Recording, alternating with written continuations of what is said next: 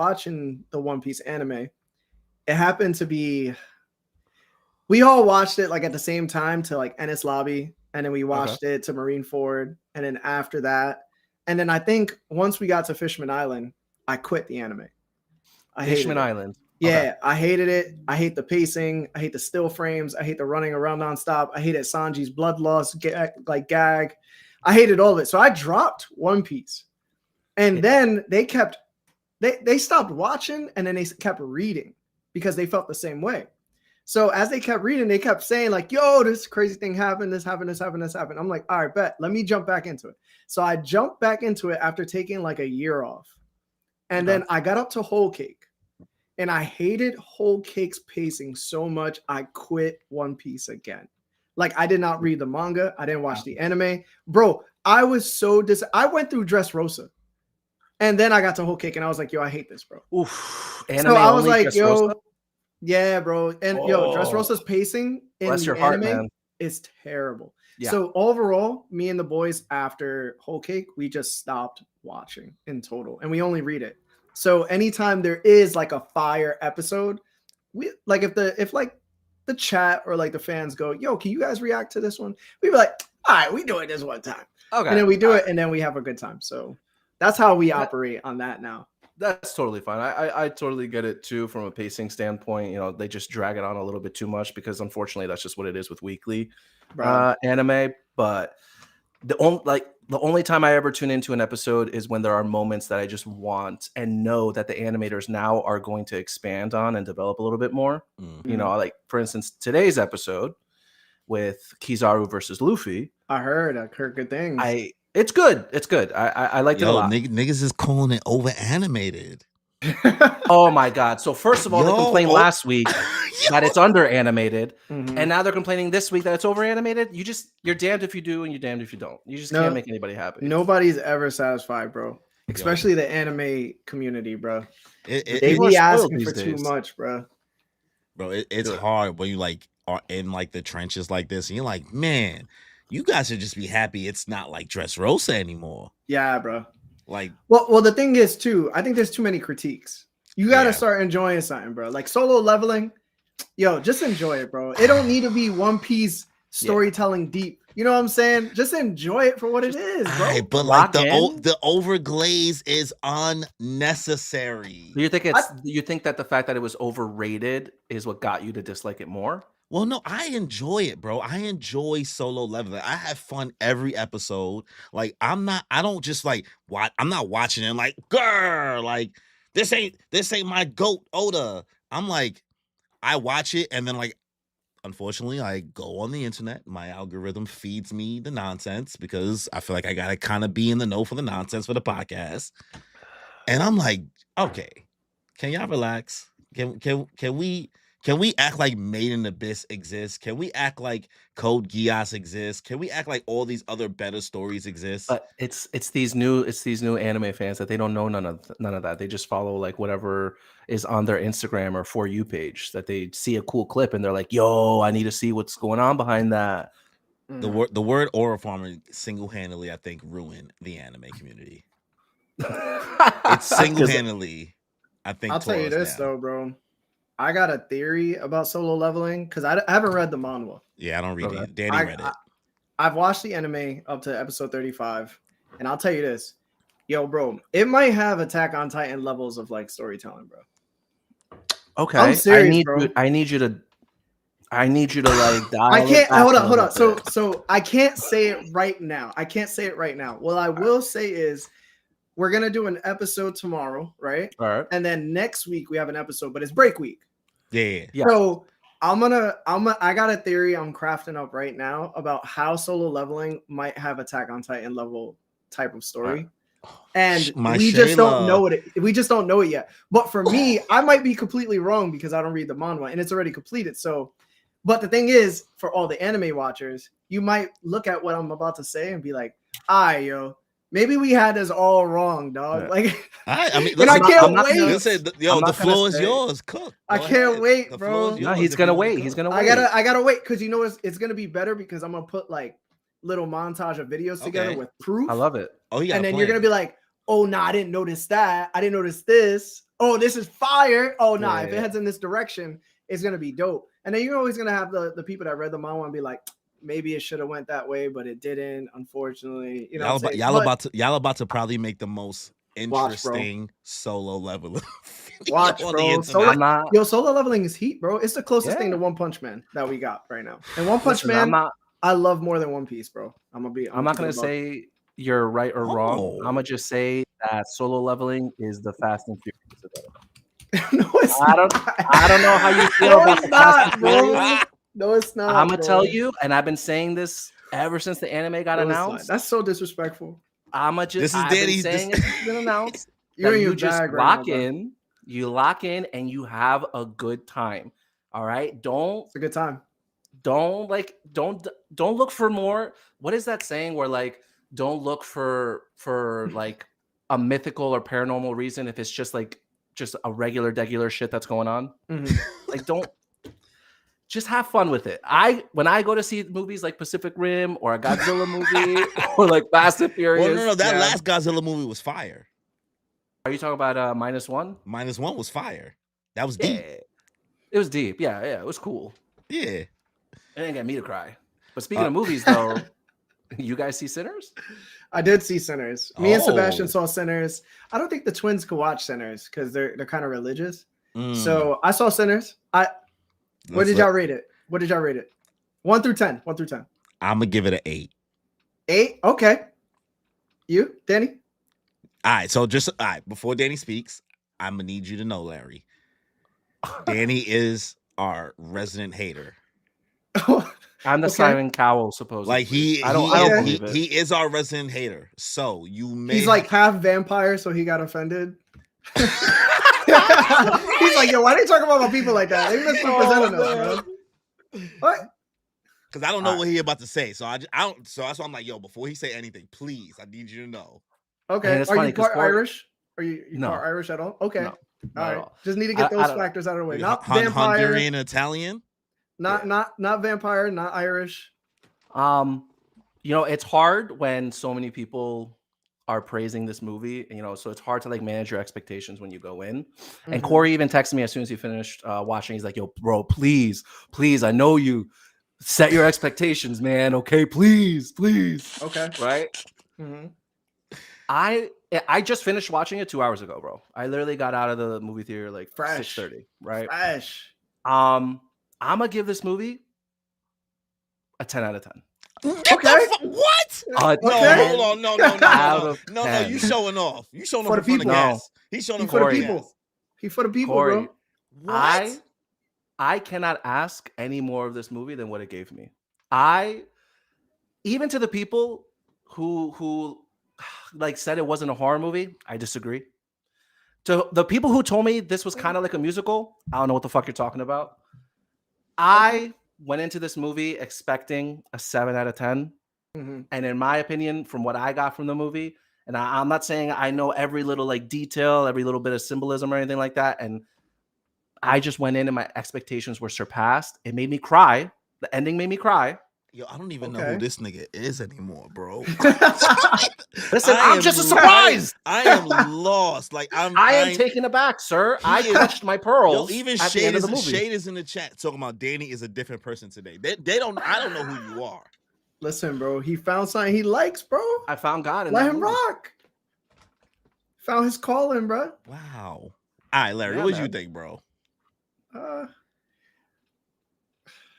I felt like there was more to be desired, to be honest. It might sound crazy that I'm about to say this, so don't clip me. I needed some more racism. All right. There wasn't enough racism in the movie, bro. All right. Okay. There was a lot of cotton fields. I understood that. There was a lot, but there wasn't enough white people being a little evil, bro. All right. I got a white mom. You know what I'm saying? I'm part white. I'm black and white. All right. But I needed some racism, bro. I need to feel disrespected. He said, And I "I wasn't need-" disrespected too much.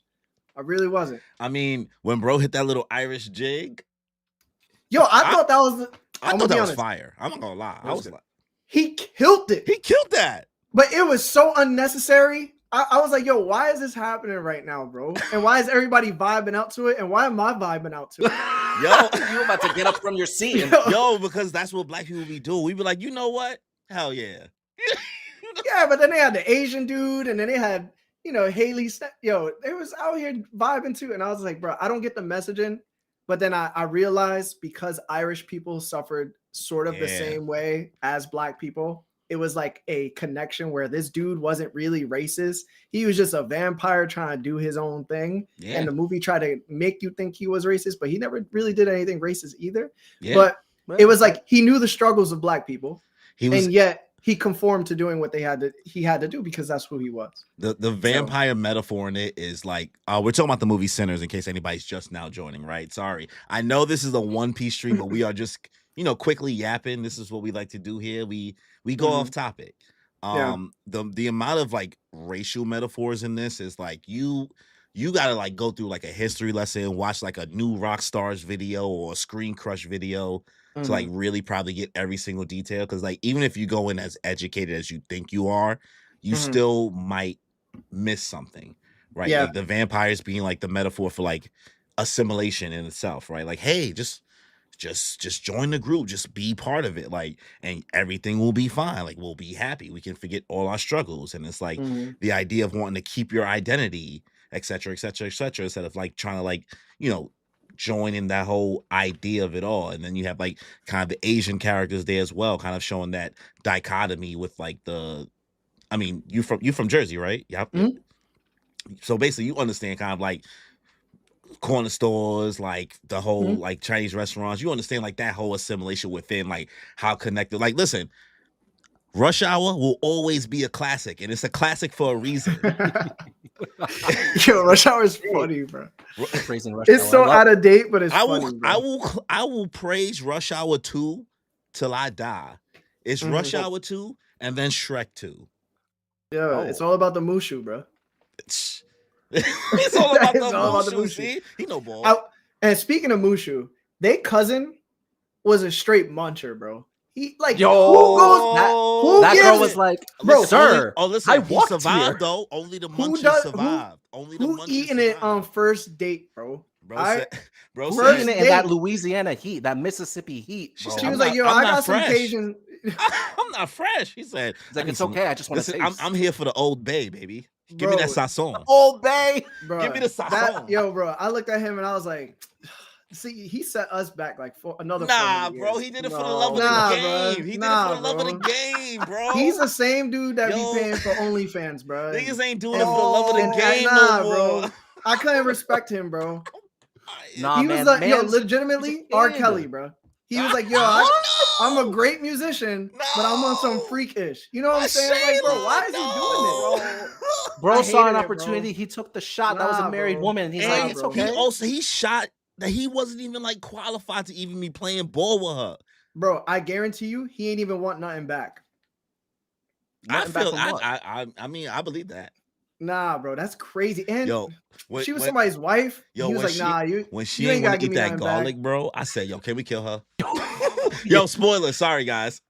Bro, listen, bro. I was so disappointed in the male species at that moment. I said, yo, want better, bro. At least be a little more selfish about yourself. You ain't selfish Nah, bro. enough. Back in the day, you get what you get and you don't get upset. All right. You listen, he saw something, his heart fluttered, bro. He followed his heart there, and I can't blame him for that. She was a baddie. And you know what? I'm glad he did it because look at how that night ended up. He could have easily died that night. Bro had the best night of his life. He should have, bro. So 40 years later, he was still like, yeah. If anybody free was to that turn night. into a vampire and start eating something, it would be him, right? So Facts. Facts. like come on, The bro. number one eater. Ain't nothing wrong. The number Right? one eater. You got me there. You got me You Would know there. what I'm saying? So would you guys like want to see more movies, I guess, kind of in this universe or nah? It's hard to say, because I understand that they're talking about making this into like a little franchise kind of thing. I don't think it would be as powerful as this first movie was. But listen, I'm a shonen trash monster, baby. I'll take it. That's a bit of me. All right, you make a sequel, throw Michael B. Jordan in there. He said, "Give me Michael B. Jordan shooting machine guns, and I'm here." Yeah, man, I'm there. Listen, bro. I don't know. Overall, I think the movie was like an 8. I think there Okay, was so so we much was- left to be desired. Yeah. I don't Um, do scary movies, so I thought the movie would be scarier. Nah, it didn't need to be. Vampire movies be vampire movies, bro. Like, The tension and the suspense were there. yeah, it's cool. I just thought that it was a little bit, I thought that we should have spent a little bit more time with Stacks and Smoke. Maybe we should have had like more time with them. I felt like we had time with them, but it was only time with building up their moment. Of creating this freedom for a couple of hours. And I would have really liked to see like what happened with their dad instead of being told. Yeah, I felt like if we would have got a little bit more backstory. That's like, the One Piece fan of you. You wanted the back. You wanted the bro. He wanted the. He wants the lore. Listen, bro. Listen. We had a full blown Doflamingo moment with our boy Smoke, right? Like he legit murked his dad. Like that's Corazon and Doflamingo right there. He killed Homing, bro. But the thing is, Homing in his life was beating the hell out of his younger brother. So I need to see that in order to feel some type of remorse. And I would have liked to see a little bit, not a lot. Yeah, maybe like just 30 a visual, seconds, quick little montage. Maybe like a minute of them back in Chicago. I think they were in Chicago. Yeah, it was in Chicago. Yeah, when they stole whatever money that they stole, I felt like that would have been really cool to see. But I think that was just my issue with it. But maybe that's the sequels, right? That's the sequels, right? See the prequels, you get to see them in Chicago going crazy. I think this is a good standalone movie. Yeah. I agree. But I'll give it like an 8. It could be an 8.5 if you dive into some of the things that was hidden. Yeah. Like the little treasures that were hidden. Like I think the more credit scene, the more you watch like I think credits. Easter eggs and like descriptions of like everything within it, the movie gets better the more you think about it, right? I'm just glad Kendrick Lamar wasn't in it, bro, or on it. I don't need. Listen, that, bro. What you like, mean? Leave Kendrick off of Kenny, it, bro. I don't need the fake revolutionary. Don't be hating on my guy. You want to hear Nokia? Who's calling that fool? Yo, honestly, no. Yo, when they were doing the hold on, when they were doing the musical transitions through the time period, you gotta tell me if Nokia started playing right there, you wasn't. If Nokia started playing, yo, you gotta tell me you weren't baby girl. That's what you, baby girl. He's from Canada. Yeah, bro. Yeah, bro. He's from Canada. Listen, man, that would have been fire, bro. You would have had the whole Asian chick and the garments dancing to it. She would be crumping. Yeah, man. It was a big miss. Big miss, in my opinion. Someone said, "Yo, Ryan Coogler, if you're watching this, you should have played Nokia in the montage. You totally you missed the Canadian demographic. I'm sorry." Yeah, bro. Let it rock, man. Shout out to Monkey D. Jiraiya for the 199 super chat. The Larry tax is real. We heard about the Larry tax. Oh, don't start that, bro. Don't start it, bro. We heard about the Larry tax. Also, this other username is Wicked Work. Torta Pounder. Oh, sir. That's you know calm down, Jamal. Calm down. That's a bit of Preacher Boy right there. Yeah, that's Preacher Boy right there. 199 super chat. Y'all looking like an Oreo with Larry in the middle. That is this. Larry is the fusion dance between me and Danny. Did you just name us something delicious? You a grown man saying we delicious. Nah, you just called us a snack. Yeah, he called us a torta, bro. Listen, you bro, just called us a torta. Listen, bro. Shout out to all my Latina women that weigh a little more than extra. You know what I'm saying? Yo, it's crazy. You know what I'm saying? All right, we love them all. Yeah, crazy bro. Work. All right, so I don't know how we got 18 minutes in. I don't know how this happened, but what's going on, y'all? Welcome to another One Piece chapter live reaction, live read through for One Piece chapter 1147. We have a special guest with us. If you guys don't realize already through all the yapping, we have Larry from One Piece Talk, y'all. We don't got horns, but y'all got sound effects. We don't got sound effects like y'all. But yo, thank you, bro. We really appreciate you coming through. We appreciate you taking part of the stream. You could be doing anything else on a Sunday night. You could just be chilling, sleeping, eating. Sure. But you came Sunday scaries. Listen, man, it's been a calm Sunday, right? It's beautiful weather out here in the East Coast. But before today, what are you talking about? What you mean? I thought it was fine, bro. It's hoodie weather. Yeah, it was a little hoodie today. What you want to dress like a little thought? I don't know, bro. Kinda. My first day off for Yeah. a while. Yeah, You want your man. thought? Your He's thighs trying- gotta be I out. wanted my, You trying one to of my win legs out. You try, he was trying. Listen, Yeah, man, man. I ain't mad at you, bro. You for want the wanting your legs hoochie out, daddy? It's man. not hoochie daddy weather yet. It's always hoochie daddy weather, bro. Any type of In weather. New York, it always is. Y'all both from New York? Yeah, we both in Brooklyn. He's from Jersey. Yeah. Oh, shout out to y'all, man. I'm actually a Jersey kid too. Yeah? Where were Bergen you County. in Jersey? What city? Ridgewood, New Jersey. Oh, okay. Okay. Yeah. Ridgewood. Yeah. Bergen We County, like 10 bro. minutes over the bridge of New York. Okay. Yeah, Over yeah. there. Literally like Clifton area. I heard that's right Oh. there. Oh yeah, Yeah, that shit yeah. accidentally shows up in my GPS sometimes. If you in Richmond, Washington Clifton, Heights, right then it's too there. close. Washington Heights will be like, yeah, you in Clifton. Yeah, bro. We chilling though, man. Good to see that, you know, we from the same area. So shout out to y'all, man. We out here. Tri-state. Appreciate y'all, man. Listen, when you was on the stream earlier talking about them honey buns, I was like, oh, this nigga from the hood. He from the hood. Honey buns. I Yo, said they legit had honey buns on Elbath, bro. That's they got They delis, they got honey bro. buns in Elbath is They got crazy, they bro. got that now, bro.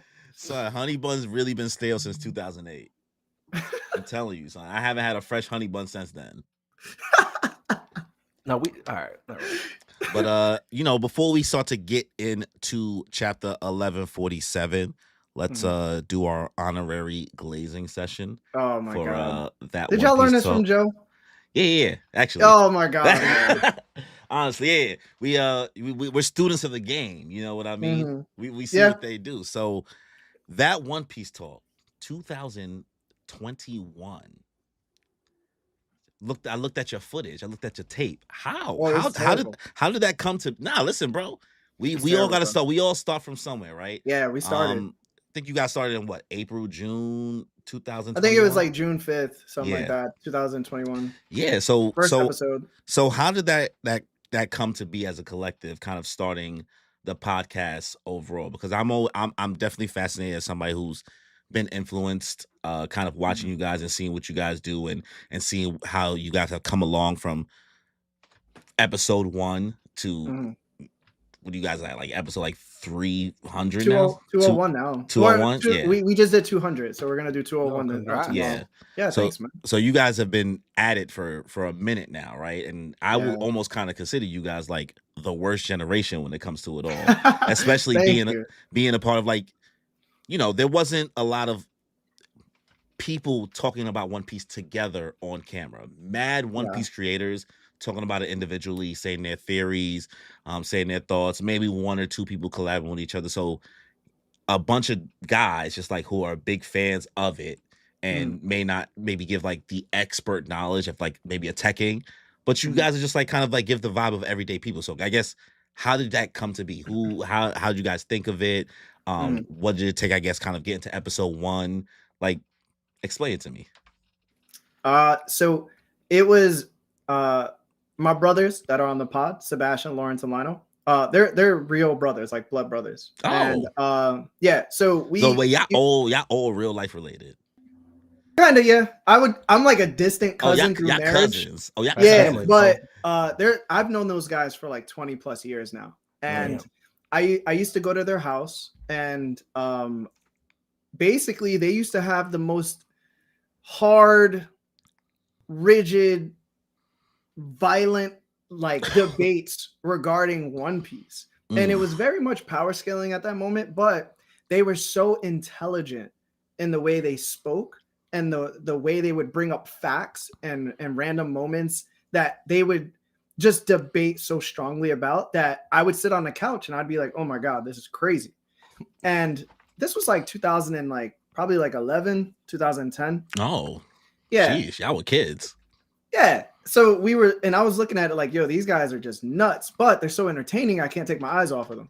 So I thought to myself, yo, what would it be like if like people saw this?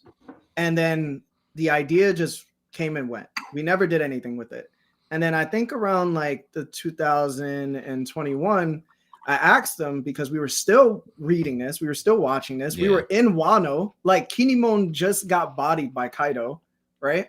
And I said to myself, how about we just make this happen? Because we live once. And to be honest, you guys are too great to be putting all this energy into something and nobody appreciates you for it the way I appreciate you. So I ended up taking my chances of using my own money, renting out a podcast studio, because we don't have a studio at home and we don't do it online. So I did that, and we did it for an hour. There was no structure. There was just random thoughts. And I was listening to the One Piece podcast that's been around forever, and I gained a lot of inspiration from them because I also too had opinions that I wanted to state as well. So I said to myself, let's just do this. All three of them said, we're down. I asked them if this is the name you wanted to go with. Is this the intro music? This, and that. And they all agreed, and they basically just let me take the lead. And then through time, we got better and better. Yeah. And then we didn't have our real break until I bought a computer for like 4K or 5K. And I started editing videos. I went into debt for it. I started editing videos, and that's when we started soaring. Yeah. So you do all the editing still, or? Yeah. Okay. Listen, I don't think we've reached the point yet where like I can hire an editor financially. Listen, bro, I understand the pain. Listen, editors are crazy. They knows it's a lot of money. Danny knows. I'm like, listen, bro. Like, if I just want to get to the point where somebody else can edit this, bro. But y'all be doing that. Listen, whatever y'all got going on over there, because like I understand the technical part a little, because I've taught myself kind of everything as I've gone through. I started my like personal YouTube channel in like September of 2021, so a little bit after you guys started your podcast. And I was going through my I'm about to be 30, midlife crisis. I need a hobby. I need something I love doing. So like everything I've been learning is just like on the go. I don't consider myself naturally creative or talented in it. I'm just trying my best to make it presentable. But I also am a student of the game when it comes to YouTube. Like I watch so many people's content that I'm like, okay, I like what this person does. How do I incorporate this and incorporate that? And you guys getting to the point of like being live and alternating cameras and having like the chat. I'm over here like, no, this nigga is Professor Xavier. Because how? Because I'm over here like, how? Because I know. Is that a ball reference? Listen, bro. I understand. I'm ball, bro. Yo, niggas don't know. Like they don't think about like the back end of how it all goes. But I understand. Like you really must be putting your everything in regards to like the production of it all. Like I'm pretty sure in your head you probably think it could be so much better, but I want you to at least understand that I recognize you cooking, bro. Man. You cook. Thank you, bro. We rent out a studio, and we have this producer who owns the studio, and he personally does the cameras and sound effects and all that stuff for us. Yeah. So we pay that dude, and he's Marv. He's a good friend now. He's been one for a minute now. So yeah, man. When it comes time though, when it does come time, and we might eventually stop doing the studio because it's bread every month. I feel you. Yeah, man. And even though we put that under the business for taxes purposes, it doesn't completely eliminate owing taxes at the end of it. Yeah, so the money that we spend being in our pockets, I could give out to the boys. Give out to the boys, yeah. Yeah, because I would rather give it to them than to give it to somebody else. Yeah. So it's yeah, because we kind of ran to something a little similar. Like I was lucky enough in the early days of because we do our live streams, but we have our like official episodes that we do in person with all three of us. And I used to get like the studio for free from my older brother, but then the economy, the United States, things happen. So I had to kind of figure out like, okay, how do I quickly flex in regards to teaching myself now the AV part of everything? Like, okay, what can I buy? What mics do I need to buy to do it? So now we just do everything in my crib. Oh, perfect. Listen, bro, I you can't see it, but this is like all the stuff I'm buying now, so we could do it in my crib. See, dude, same wavelength, bro. and all that, bro. That was like 6K. Oh, 6K, close to 7. Listen, I'm Danny. I'm sorry I don't got a bigger check for you, bro. I'm sorry. Yo, I'm just happy to be here.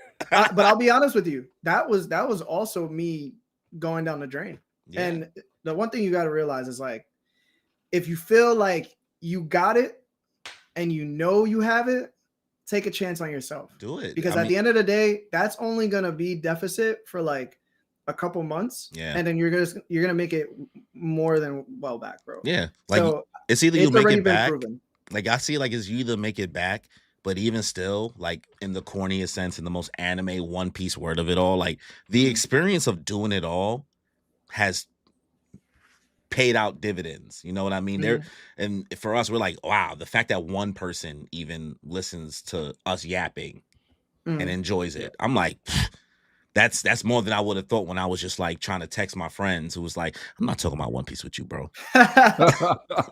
I'm good.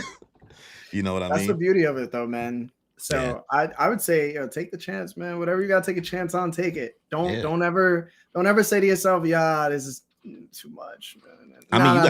Even the way you guys jumped into it, I'm like fascinated because I'm like, I realized that like I didn't have like the logo and all that till like episode 3.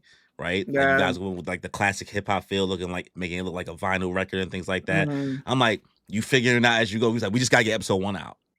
Yeah, just do it, even if it's not completed. Because it doesn't have to be perfect. Yeah, it doesn't have to be perfect, bro. You're gonna get that in due time. Yeah. Like, and even in your characters, like the way you guys are now are not gonna be how you are later. Like before, I was a complainer, bro.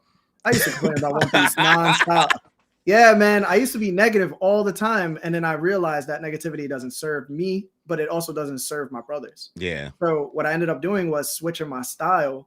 And once I switched my style and understood what gravitated people, then I started to realize, oh, no, this is the way I'm supposed to go about it. And then after that, you have nothing to do but get better. So there's always still more shit to learn, right? There's always still more shit to learn. Like, you go back and probably look at like Danny. I don't know if you've ever looked back at episode 1. Absolutely, yeah. It hurts sometimes to see but it's also great to see like how far we've come and developed our dynamic and chemistry and just the way we talk as well. You know, I feel like we know, more like the subtle things that you pick up when talking to people, like when to cut in, I know how to push your buttons now. You I know how to be like, you know what? I need Danny to dial it up a little bit. Right? You know what it is, bro? Because me and my dog, my best friend Sebastian on the pod happens to be like real life best friend. Like they're all 4 of them are all 3 of them are my best friends. But it's like specifically him, we chill the most, bruh. This person makes me more angry than anybody in my life, bro. And he knows how to do it because the vigor. He understands my personality probably better than anybody that I know.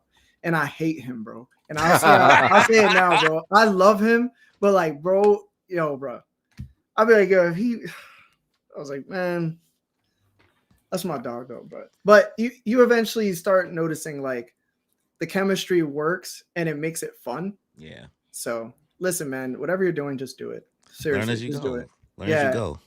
So, and it's nice because there's a lot of anime podcasts out there that show up quick and they end quick. Yeah. And it's usually because people learn that they don't really mesh with the other people that's with them. So I'm so fortunate in my life that I found people that I've been friends with for 20 plus years that we can talk about anything and we'll never get to a point where we're like gonna start spazzing on each other, like straight up fist fighting.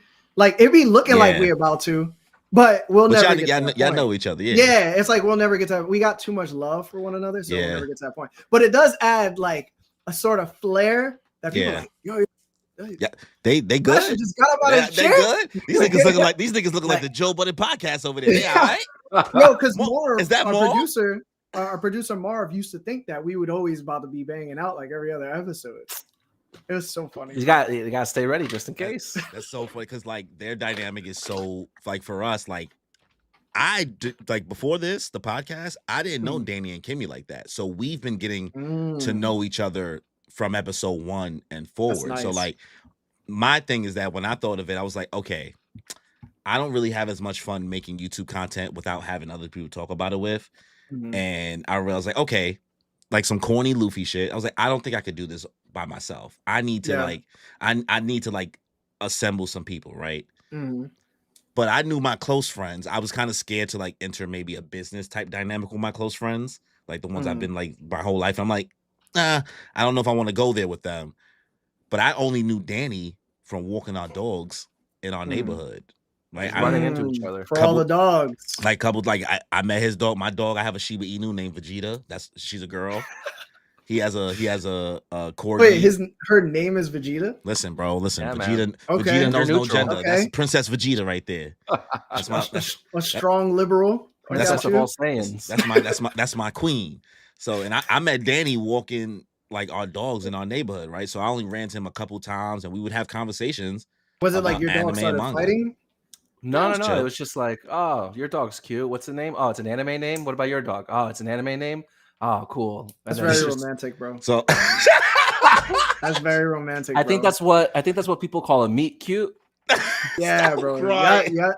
Y'all met on Hinge, bro. Nah, Y'all were just looking yo, for friends. I went on bro. Hinge looking for Yeah. podcast co-hosts. You were like, yo, man, I'm looking for friends only. I'm crying. okay. Friends let- only mode. Let me get on that Bumble BFF. Bumble BFF is wicked work, boy. And then me and Kimmy, we went to college together, but me and Kimmy's age is like when she was a freshman, I was a senior. So we had Oh, like okay. mutual friends, but we ain't know each other.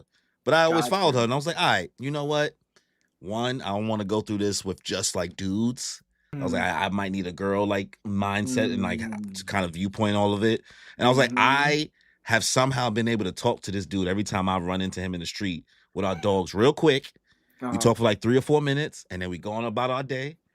And I was like, I'm gonna take a gamble and see how it goes, right? And luckily they've trusted my vision. Like I like kind of like the layout and everything like that of how we going Yeah. about it roadmap wise. So it's so interesting to kind of hear like different perspective of how to go about it. Cause I feel like for anybody out there, if you're like watching us, sorry, we're still not into the chapter yet. Yeah. What's that? If you're looking to create something with your friends or create something by yourself, there is no exact way to go about it or perfect way to go about it. But just try to do it. You know what I mean? If you want to do it. Listen, bro. That story means y'all gotta start barking on podcasts sometimes, bro. That's all Because of that's our all I'm dogs? hearing, bro. Like, just start barking, bro. This we don't It makes got it that gets the dog in people us. going, bro. Listen, Listen, you'll hear my guy bark. Listen, your dog. Like, have like a barking roll call where like people are just donating nonstop subs to you, and then you're like, well, start barking, bro. the funny thing about Put a it is that little music in the back. because I'm still getting to know Kimmy and Danny still, even though we've been doing it for 2 years Mhm. now. I don't know everything about them. When we genuinely don't know something on the podcast about somebody, it shows. We're like, Okay. they're like, oh, like they don't know, they didn't know I never saw holes. They're like, you never saw holes, Just, and it's like, crazy. That's wild. You still haven't seen But- it. Valid. I just don't feel the need to watch it, bro. I know the It reference. still holds that's up. that's too damn bad. I like the reference. I like the joke. I can fix that. Do you know that? No, I don't know what that is. There you go. See? What you want from me, bro?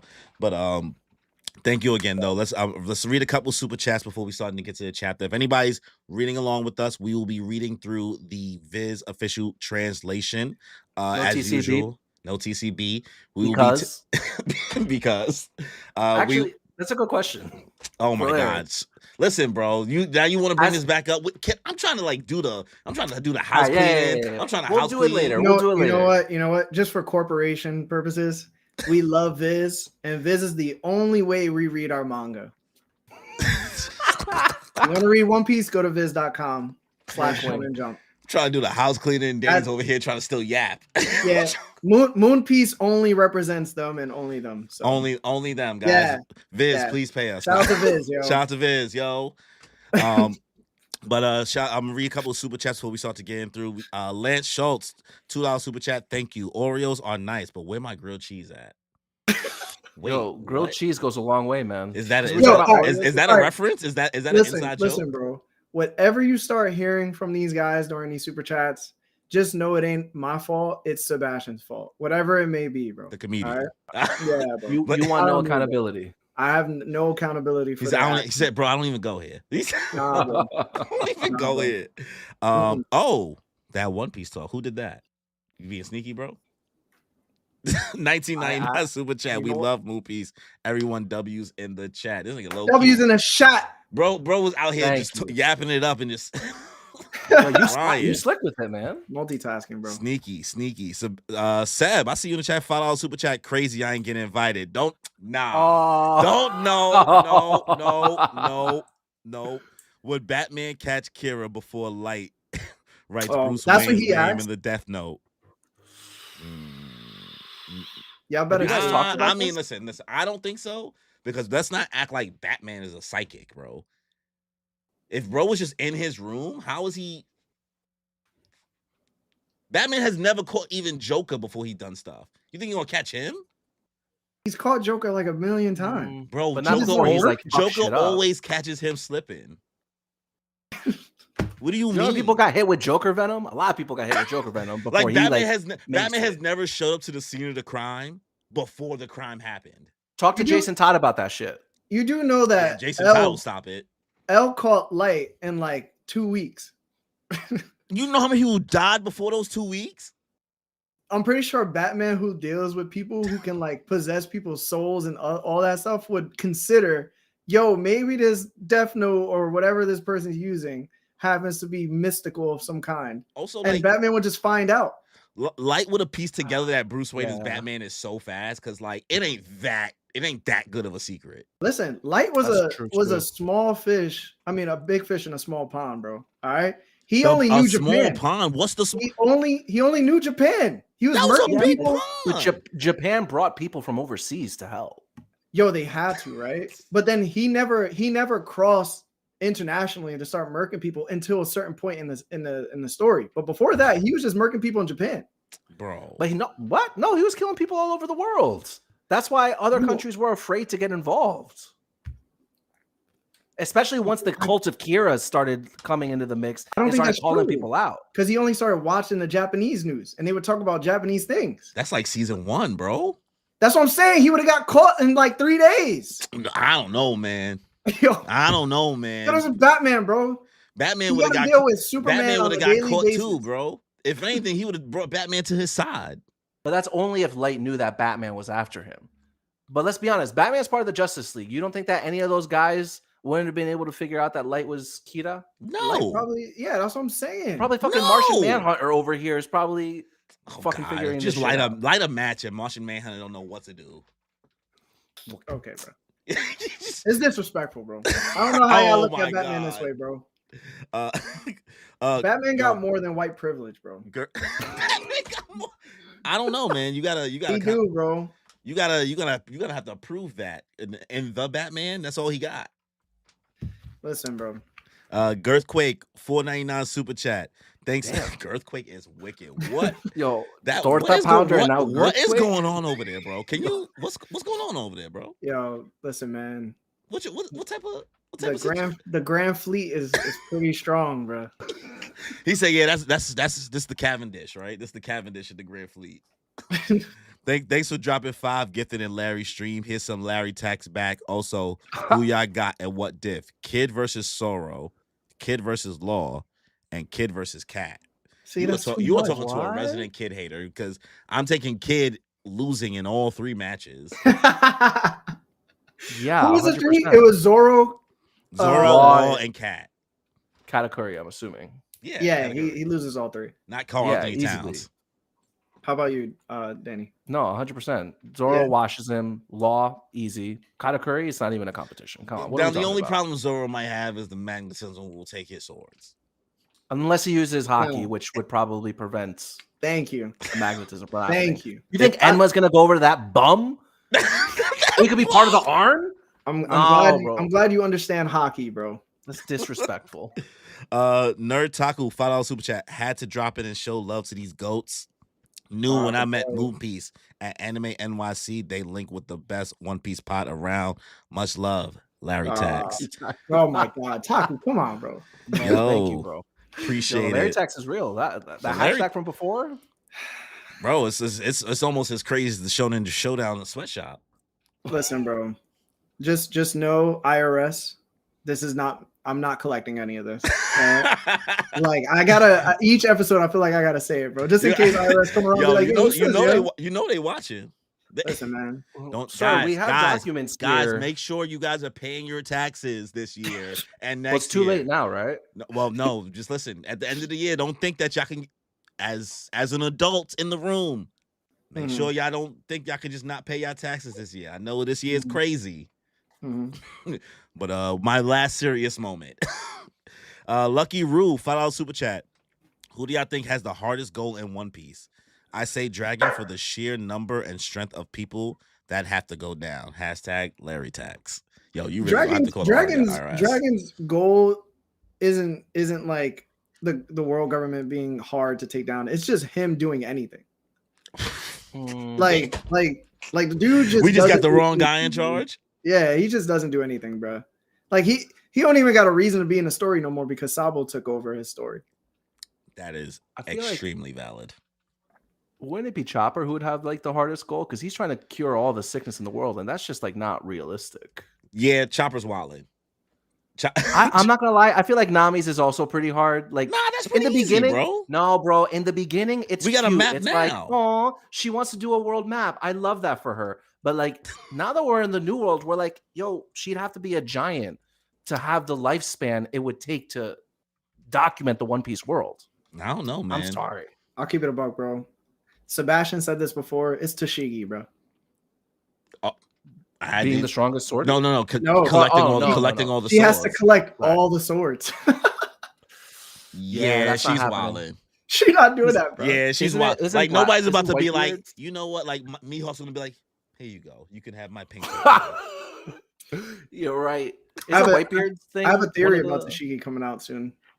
Oh, bro, I'm gonna tune the fuck yeah, in. bro. Yeah, it is. I feel like it's gonna be a banger because it caught a little wind on one of these comments that I made on one of our videos. But I got a way where like she may be the one to beat Mihawk, bro. Tashigi? Yeah. What, she can't fight? He can't fight women either? I'm not gonna say nothing right now. I'm gonna just leave you with that. I'm gonna leave you with a nah. You're wild. That's I really might have a valid way of saying she might beat him, bro. So you don't need to expand on that anymore. The only answer I need from you is you believe that the matchup exists? Yeah. Say less. I do. I'm gonna lock in, bro. Notification bell is on. Yeah, bro. Wallet. It's gonna be. I'm gonna do that the same week. I'm gonna do the solo leveling theory. I'm gonna do both of them at the same time. Oh, he cooking. It's gonna be a busy week, bro. Cooking with corn oil, not olive oil. I'm gonna get so much hate in the comments. Watch, it's gonna be so funny. What do you think Tashigi would be a Weehawk? PSCU in the chat, $4.99. Mr. Music Major himself. Hey, love to see two of the greatest anime podcast collab.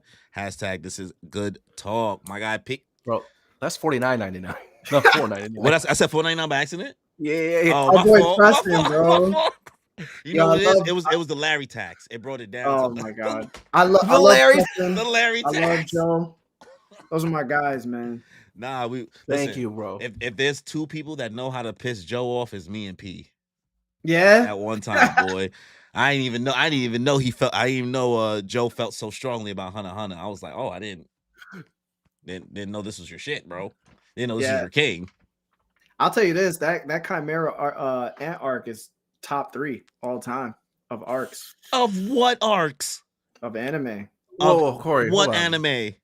In what year? In a specific year? Of all time. Like, in my opinion, that Chimera Ant arc was crazy, dog. I'll probably give you top 10. I'm not saying all the other arcs hit, but I'm saying that Chimera Ant arc. York New is the best arc in that series.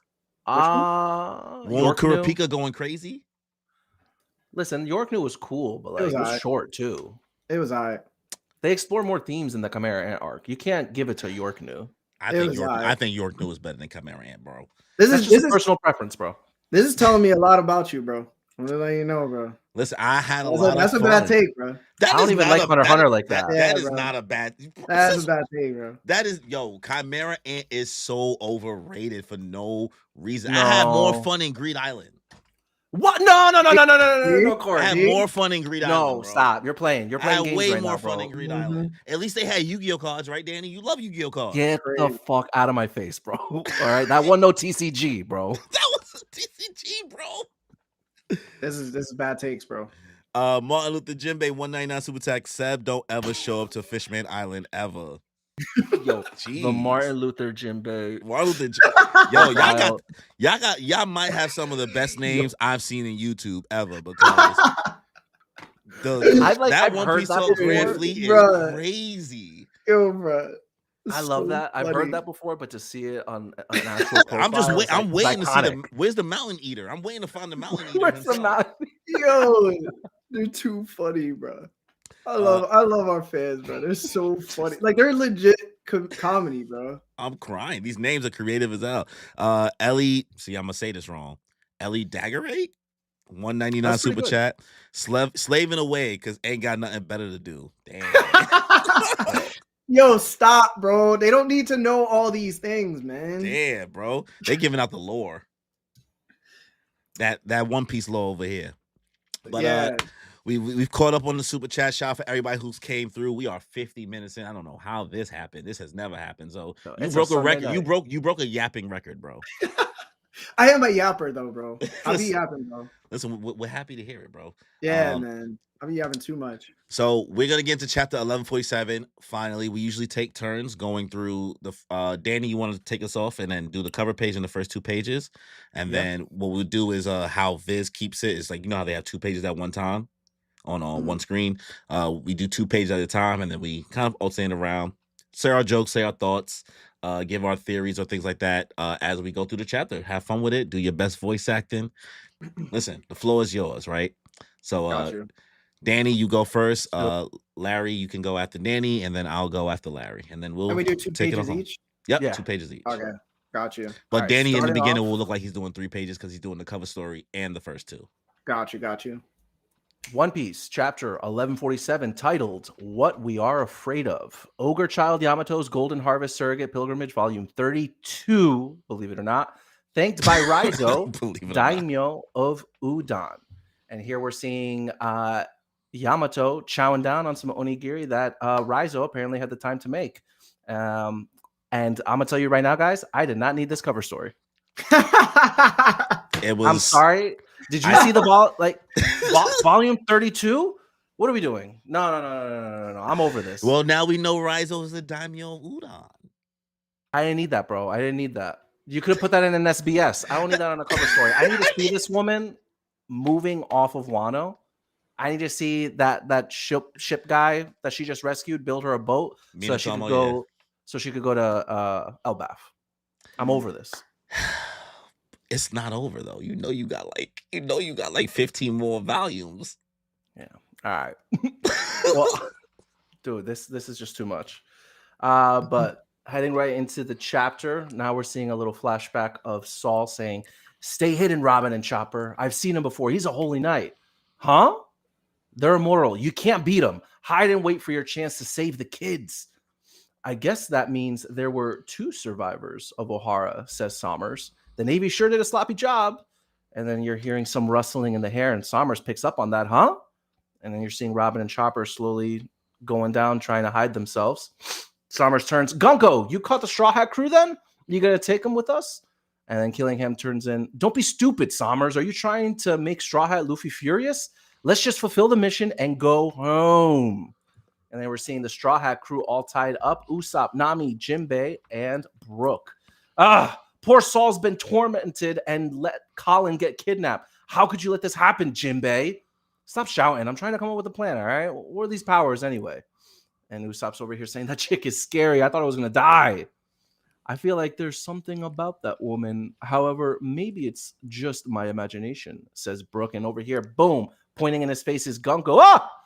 Yeah, it's her, the zombie girl, as Gunko points an arrow straight at Brook. And that is the first 2 pages.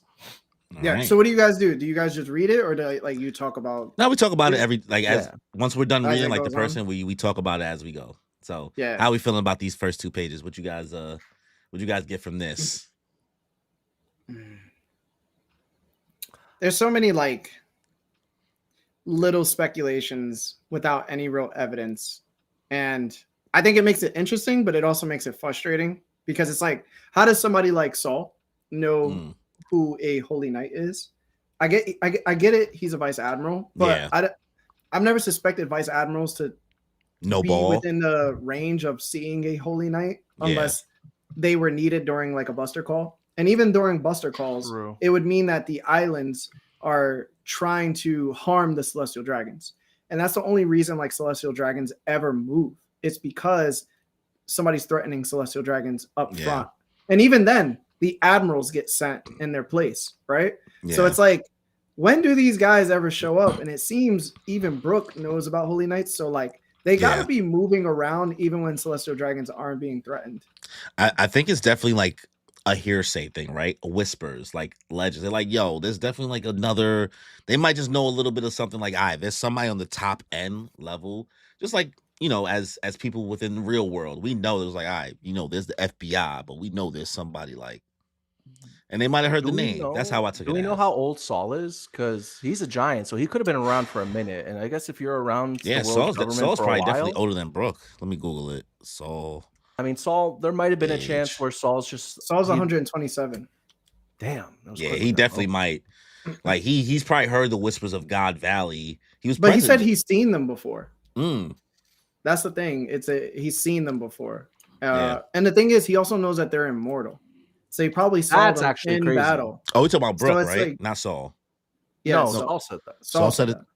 Yeah. He said Oh they're yeah, immortal. yeah. Okay. got But it. Brooke himself has only probably heard or probably saw. We don't Yeah. know because he's from West Blue, an unknown kingdom. And he Yeah. was the leader of a battle convoy and also raider squads. Yeah. So that was before he joined up with the Rumbar Pirates. So my theory, which I have coming out tomorrow, is that he was probably of nobility within that West Kingdom. Brooke? Yeah, he might be a noble. We just don't know Huh. about it yet. The same way Sabo was a noble. I mean, that would also definitely give way into like how Brooke even speaks. You know what I Mhm. mean? Brooke does And his have kind attire. of like he kind of have like True. he has like a bougie. He looked like Sabo in regards to Mhm. like how he dressed. Got the ascot. Yeah. He got all of that. So I could see that. You know what I mean? Yeah, and I Um, think nobles probably are in touch with celestial dragons to a degree, the same way like Yeah. his brother Shelley Yeah. saw the empty throne during Yeah. a reverie. So Uh, they might know who Holy Knights are just due to that. Word. How we feeling about so I am being very harsh. It might be because of kind of the talks. So I'm a Sanji fan, right? Mm. So I'm gonna let that know right now. And people will tell me that Sanji's under Jinbei. Guys, even Nami's calling it out. Okay. Mm. Jinbei, what are you doing? No. Slow down, Corey. I've slowed down. down. I didn't even Listen, move that fast yet. Gunko's No, yeah, I think Gunko's you moved a little power. fast already. Gunko's. We already talked about this, bro. Gunko's powers are a little freaky. Mhm. All right. Let's give her the credit and let's give Mhm. Jinbei the credit. She Mhm. is a God's Knight, and Mhm. Jinbei is over here saying, "Stop shouting." He's being nice with it too, because honestly, anybody else would have been like, "Yo, shut the fuck up." He's being nice with it. He's Oh literally, my he's over God. here. He's trying to think of a plan. He's not just gonna Mhm. like go into action. All right.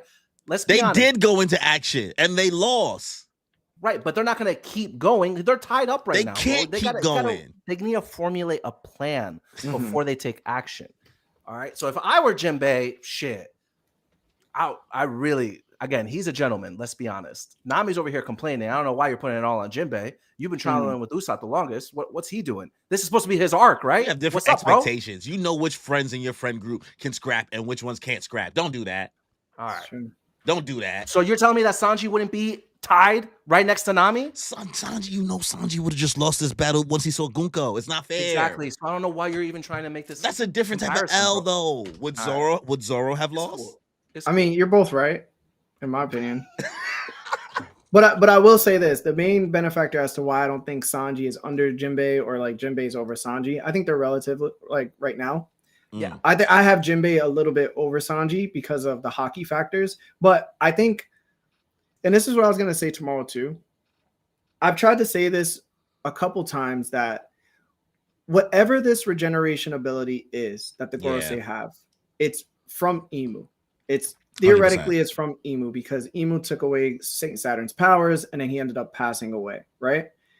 But the one thing that we saw that this regeneration capability kind of, or just the power that Imu grants people kind of dissipates is through Conqueror's Haki, right? We've seen that with the Joy Boy Haki knot from Emmett. When it was pulled, they turned back into their regular human forms, and then they were forced to go back to Mari Joa through the Abyss pentagrams, right? Yeah. That was just Haki alone. Now, the type of Haki Luffy was using on Egghead versus like Warkery and Saint Saturn, if you look at a lot of those punches that he threw he never threw it with advanced with hockey coding. Yeah, he was just punching. like advanced conqueror's coding. Yeah. He only threw it with like Rio. Yeah. He used Red Rock on St. Warkery's head and he hurt his hand, but he never used Conqueror's Haki, right? And it just shows that when you use Conqueror's Haki of any type on these Imu granted people who receive power from him, most likely they're not going to be able to regenerate, or something's going to happen that causes them not to be able to use the powers that they were granted. So when you look at Jinbei, he doesn't have Conqueror's Haki. When you look at Sanji, he also doesn't have Conqueror's Haki. So for Jinbei to fall to somebody that he would need Conqueror's Haki in order to like damage them, I don't think that puts Jinbei under Sanji. I don't think it puts Sanji under Jinbei. I just think that they both lack what they need in order to bang out with the Holy Knight because of the regen. And that's Conqueror's Haki. Okay. And that's how I look at it in my mind, based off of what we've seen so far from the show. Yeah. Now the difference is, do the Holy Knights share the same amount of power that's granted to them by Imu as they do with the Gorosei members? And to me, I don't think that they do, because Imu's inner circle is the Gorosei members. Yeah. And they've actually disrespected Garling, the head of the Holy Knights, when they were like, yo, show your difference. You know what I'm saying? Like, where's your humble submission and respect? Yeah. When he walked in and they were like, yo, who you think you are? Come through here? Yeah. Yeah. So there's clearly a difference that for me, the Gorosei reign above the Holy Knights. Yeah. And they receive a lesser power than the Gorosei do from Imu. Yeah. That's the transformations, right? Like the Yuki thing. The transformations, the regeneration, Yeah. the long living status, that, you know, all that stuff. Yeah, it's like for the because I'm of the belief that, like, you know, the girls say that's not devil fruits, right? They would have announced it, right? Imu just has the ability. I don't think it's devil fruits. I think it's based on like chapter 1138, right? Referencing the mural and everything like that. Like they said, like a being found a way to harness like the tree. I'm gonna mess it up, so I'm gonna try my best to, like, you know, say the wordings of how they said it exactly. But Imu had to have been that being that found a way to harness just power overall and be able to hand it out, right? And the same way you're saying, like, there's levels to it. Like the girls say, get probably the ability to transform into a different demonic being, a different devil or something like that. Whereas, like, it seems like for the God's Knights, they may have, like, they all seem like they have devil fruits and then like a little bit of buff, like, okay, well, let me give you the pentagram so you can do this, and I'm gonna make sure you're immortal. But other than that, I ain't giving you no more than that. You know what I mean? Because even with the pentagram, he gives out, the more vulnerable he is. I don't know about that part exactly. I don't know if it makes him more vulnerable. I think he's just able to do it free ball. In Maybe my there has opinion, to be some downside to it. You can't just spam it. In my opinion, I thought we were going to see Warkery get thrown into the ocean after he jumped off the island. And it was kind of crazy. He was lucky enough not to land in the water after he jumped off and tried to fight the giant pirates. I would have liked to see him jump in the water, bro, because I'm pretty sure, like, I'm like 99% sure the Gorosei and the Holy Knights have their own devil fruits. And then the power that Imu grants them is just regeneration, which means because he's long living and he's able to probably give it away, I can see how that would work, where like they do have devil fruits because they have zone abilities, bro. Like, I don't think Imu could just give away zone abilities like that, especially legendary ones, because then where does it stop? Though. I think he could, though. And I think he's selective in regards to like who gets the ability. Like, you don't see Garling getting the ability to transform into something else than what we've already seen. Like, I don't think he's going to transform into Spider. You think he's going to transform it? I don't think he's going to transform into Saturn. Because I guarantee you, he took the power from Saturn and then just gave it to Garling. He's going to be a Yuki. Yuki? Yeah, I guarantee you, bro. I feel like it would be kind of lame. If I'm just gonna, like, layman's terms, it's just gonna be kind of lame if we see that just being reused and just being passed down.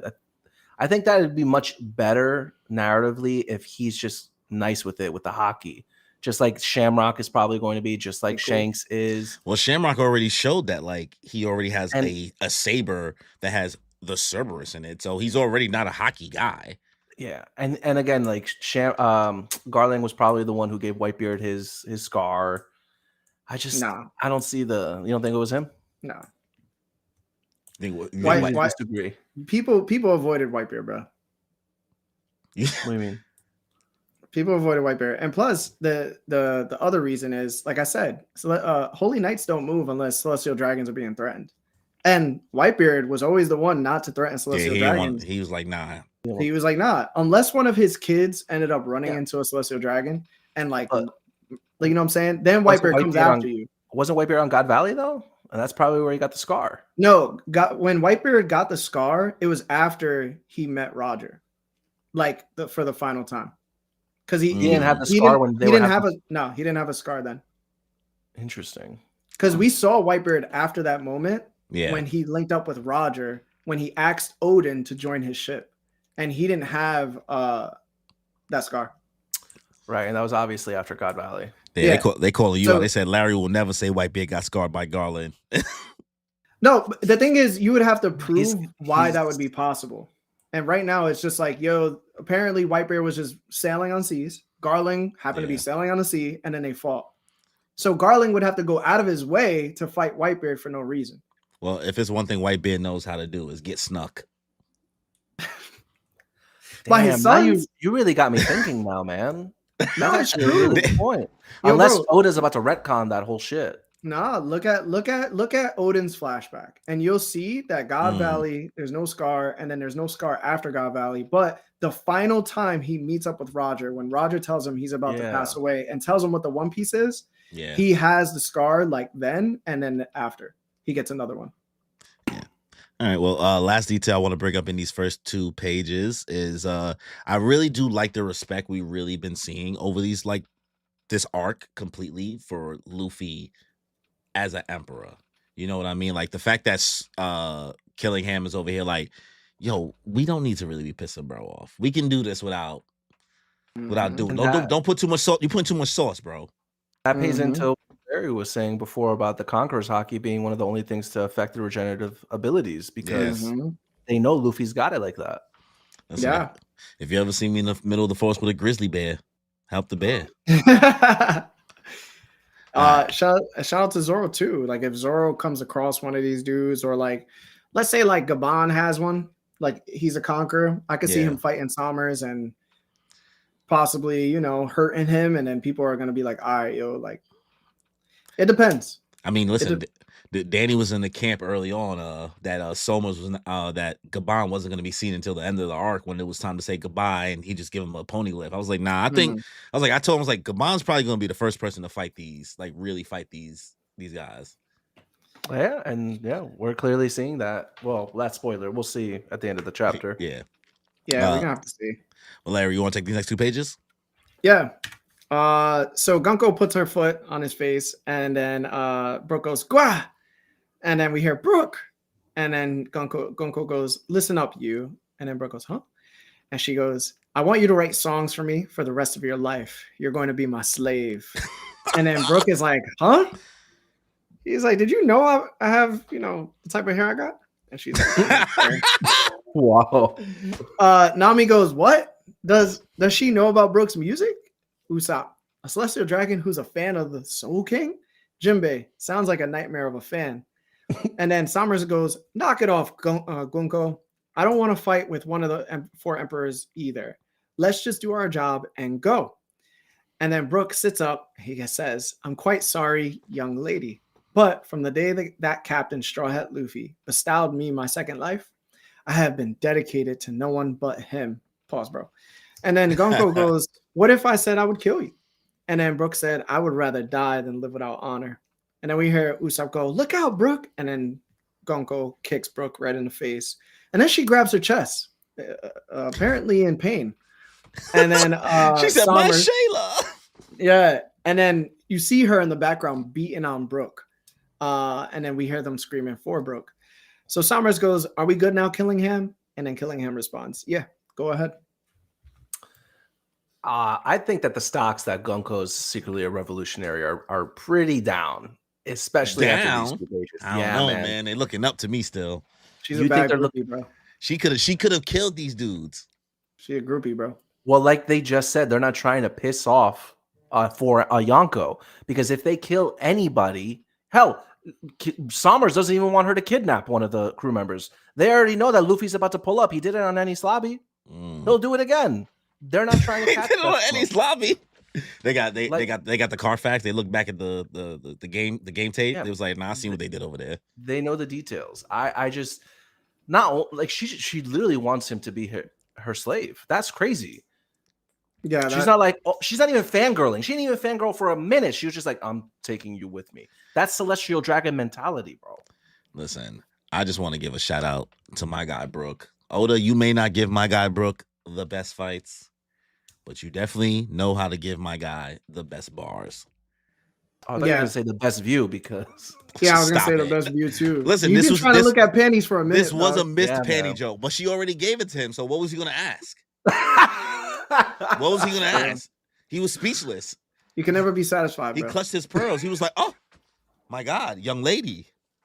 So I think this forward. is like another one of those good moments where like the crew members just get to declare their loyalty for Luffy, kind of like Nami did in Yeah. Wano, and time and again where we've seen like the Straw Hats, Yeah. show their dedication to him, and it was nice to see that Brooke was like, I'd rather die than live with that honor. It was nice. It was nice to see.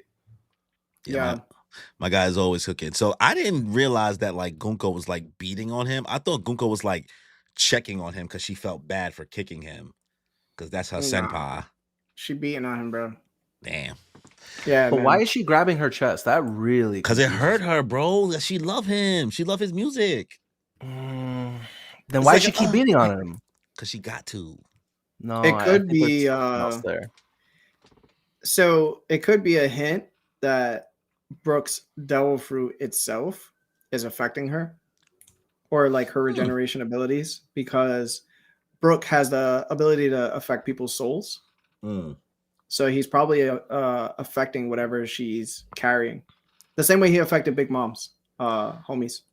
Ooh. That's a really good point, man. Shay in the Yeah. chat said Larry knows ball with the Big Mom agenda. What's the Big Mom agenda? That Big Mom's She- still alive? She's thicky, bro. Oh, yeah. Listen, Listen, prime Big Mom, bro? Prime Big Mom? I'll take Big Mom right now. Oh. Conquerors, clap that thing on me. Dirty one it. Okay, so Hey, yeah, we're you're on- over here shitting on Preacher Boy from Sinners? Nah, bro. You gotta pick and choose your battles, some my nerve. guy. Yo, Pop Meat Kettle? Listen, man. Crying. But I think that's probably what happened. She kicked him and then felt pain from it. And probably while she's kicking him, she's still feeling that pain.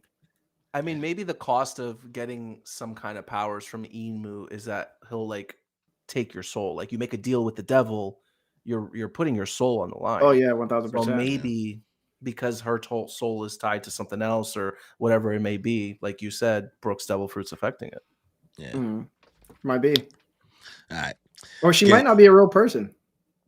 Gonna go? I mean, Are we talking about your- I think she's a Are we clone. talking about your emu theory?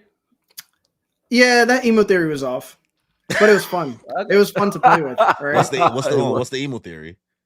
No, the emu theory was I was saying that she was emu, Mm. but so that theory only has 3 minutes because that's the cap. But I was basically saying when emu got introduced to One Piece, Yeah. they were also shown with the Vegapunk satellites. It was like Yes. same time. You thought And then they Vegapunk showed like Yeah. he could split himself into 6 people. And I was thinking, if there was somebody living for thousands of years, and there was Yeah. somebody that had Vegapunk's devil fruit during the Second World, which everybody thinks that's where Emu's from, right? Mm, Why wouldn't Emu have some of this technology at all, mm. right? So there's like 3 people who have the clone technology and the factor lineage technology. Yeah. And that was Queen, Vegapunk, Caesar, and then if you want to, and Judge. So there's like Yeah. 4 people that have it. Why wouldn't Emu have it? Hmm. If they, and they were under Emu. Okay, so That's like totally fair. I was thinking about the satellite idea of like it only being with Emu's powers, right? Yeah. The extension of it all. Like that's why the Gorosei exists in the same metaphorical value of like the satellites for Vegapunk. Like, okay, Vegapunk has the 6 satellites and Emu has the 5 Gorosei. Mm. That's how I kind of always viewed it. So I never really thought about it like a technological sense of things like that. So when Vegapunk sent himself to Ohara after it Yeah. was destroyed, that wasn't his real body. No. That was a vessel the that he created. the clone thing. Yeah. And he brought that clone to Elbaf. Oh. So I said to myself, why wouldn't Imu be able to do something like that with Gunko? And also, she has the arrow ability, which Imu used against Sabo and King Cobra. Yeah. And plus, she hates Nika. She's afraid of Nika the most. Yeah. And she, you know what I'm saying? There's so many things that are already there, but I don't think it's so that's what makes me think Gunko might be a Ginny clone or something to do with Ginny, because the only other person who we've seen excessively seen information in regards to like Nika and Joy Boy and things like that was Ginny growing up with Kuma, right? Yeah. So having that like maybe visceral reaction, whereas like the real Ginny would have been like, oh my God, I'm so happy that Nika exists, the same way Bonnie was thinking that it would make sense for a Gunko, G, right? Like sometimes Oda's really simple, right? Whereas like maybe the G in Gunko is very similar to the G in however you spell Ginny, right? So that's what makes me think like, okay, that reaction being like the opposite of what they would have had if they were still around. And I don't remember, so obviously correct me if I'm wrong. I don't remember seeing Ginny's body. Oh, it was back at Sorbet Kingdom. Okay. Oh, they brought it back? Yeah. Kuma, she died before Kuma got there. And then when they got here, he buried her. So that leads me to think could be a clone, right? The same way we have Stussy and Miss Buckin. It doesn't really necessarily negate the fact that Ginny could be, Gunko could be like a older, a grown-up version of what they cloned Ginny as early on. Who knows? Like if you're talking about like the technology and everything like that, like maybe they had some of this stuff available beforehand. Yeah. So I think when Dr. Vegapunk first discovered the lineage factor, which led to like the clones, I think this was like 36 years ago. Yeah. So that was before Ginny. I think it was before Ginny. So it really depends on like the timeline of that. I could look it up real quick, but I'm pretty sure that's when it was. Ginny was 39 and she died. I forgot how many years ago she died. She died 38 years ago. Yeah. She died 38 years ago. Or she was at God Valley 38 years ago. Yeah, because Bonnie, she died right before Bonnie was like what, 1? And Bonnie's 12. Yeah. So it could be. It could be. I mean, it's in the timeline of her being because Saturn was also head of science. And he was already experimenting on her. Yeah. So I can see where like they could have took like DNA from her and created another person. All right, cool. Let's get into these next 2 pages. Check. Can you hear me, Elbaf? Come in, warriors of Elbaf. Who's that? What message is this? I'm sure you're all busy scrambling to deal with the strange events unfolding around you. That was our doing. I am a dagger sent straight from sacred Marijois. I am Somers of the Holy Knights. As we cut to Craftsman Village, southeast Sunworld. Marijois? So he's from the world government. Why would they do this? Captains, they're sending this message all over Elbaf, as I'm sure. So they've revealed who they are. And we cut to Huntsman Village, northwest Elbaf. Are the children safe? You've realized all over Elbaf, we have taken 10 of your children as hostages. On top of that, we have reduced an orange-bearded man to a bloody mess for the crime of pursuing us from the school in an attempt to free the children. Yo, Somers is on his evil mastermind grind right now. I love the Holy Knights energy. I miss when people would just like they're just dastardly, bro. Like I miss when like having just like a villain that's just evil just because. It's good because I feel like people were begging for Kaido to be something more in Wano, and I feel like that like leads you to like being like a little disappointed. Like maybe there's something more to this guy, but I don't even want anything more from the God's Knights. I just want them to be just bad. Yeah, and I think we're seeing that here with them kidnapping the children. And it was nice to see the reactions of everybody on Elbaf. I think it's funny that this one guy's like Marijois from the World Cup. Why would they do this? Because they're terrible people. And if the Giants are going to be playing like such a crucial role in the coming war, with whatever side that they pick, you know, seeing this happening to them, if they end up saving the children, there ain't no way they're going with the world government. Yeah. It doesn't. So Elbaf doesn't get the news at all unless Yeah. they search for it. So they're Yeah, pretty well, isolated, like Wano. So they're not gonna know like the world government is bad unless like they've been involved. Yeah, they don't know too much of their like doings and things like that. Yeah. I will say this though, it's very interesting to see all the different countries within Elbaf. If you look, there's like a guy with a pumpkin head, Yeah, Pete. which is interesting. And then there's people with hammers, but they also have like choppers. Like I don't know if that's Yeah. like giant horns or that's just a part of the helmet. But if it is their real horns, then is Chopper like part giant? I'm joking. And then there's like indigenous giants. They have like the wolf clothing on top of their heads with like bow and Yeah. arrows. That was pretty cool. I like seeing all the different fractions of like Elbaf itself. Yeah, because even when it was breaking them down, when I was like reading before, I was like, huh. I was like, we just looking at everything else but the upper realm, huh? We just not gonna. That's weird. I don't know why. Like even throughout Is the it- chapter, I'll mention it later, but I felt like the Heaven Realm should at least have somebody in charge of in Elbaf entirely. Is there a Yeah, secret they're right. hiding from us? Like It seems like that's just an open wasteland at this point. there must be like Yeah, I a wonder what's up princess of Elbaf maybe we don't know about. I don't know at this point. Hmm. The last pony lives up there. Word, the last Scarborough Gabon's been hiding up there the whole time. Nobody's allowed up here. All right, Dan, you want to take next two? I'll get to the next. Yeah. So here we're seeing Big Ange react. Mr. Saul? In other words, while you buffly assume that someone else was going to rescue I for think it's you- was going to Blithely. do- Oh, blithely. Oh, damn. In other words, while you blithely assume that someone else was going to do the rescuing for you, the children have continued to march towards the goal. Saul? No! The game's only getting started. It's just a shame that we can't use the video. Can you name all the children who marched out of here? Of course.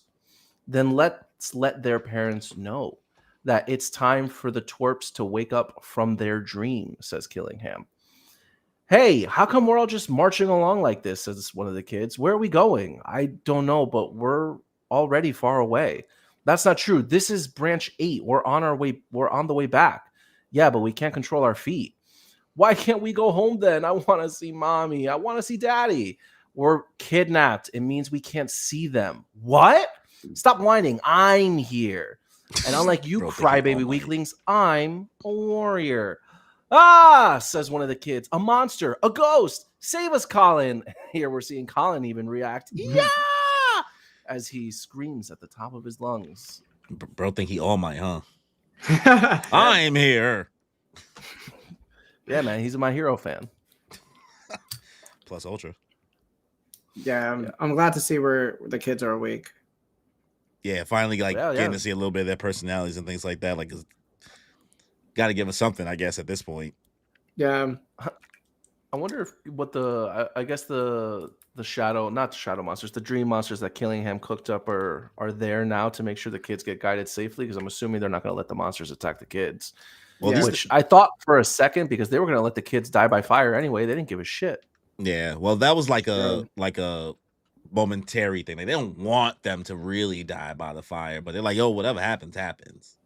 But yeah. this is like, because the same way they attack Saul, right? They're like, "All right, we can't let another Saul situation, another random giant come over here and try to like help these kids. So let's keep these ghosts or whatever, because these things are regenerating, right? These nightmares ain't just going away. So it's like the Hmm. giants are currently having like an endless fight. It seems like. Yeah, they're being overwhelmed. Any other? I mean, I like Colin's like vibe here. Colin is showing to be one of the more interesting kid characters that Oda has introduced post time skip, out the gate Mhm. at least. Out the gate. Okay. Out the gate, I mean, because Momo's like, you gotta grow. Momo gotta grow on you, and they don't grow on you. I feel like pause until the Mhm. end of Wano. It's true. Tama was pretty cool. I like Tama. Yeah, he came out the gate with Tama head. I ain't gonna lie. Mhm.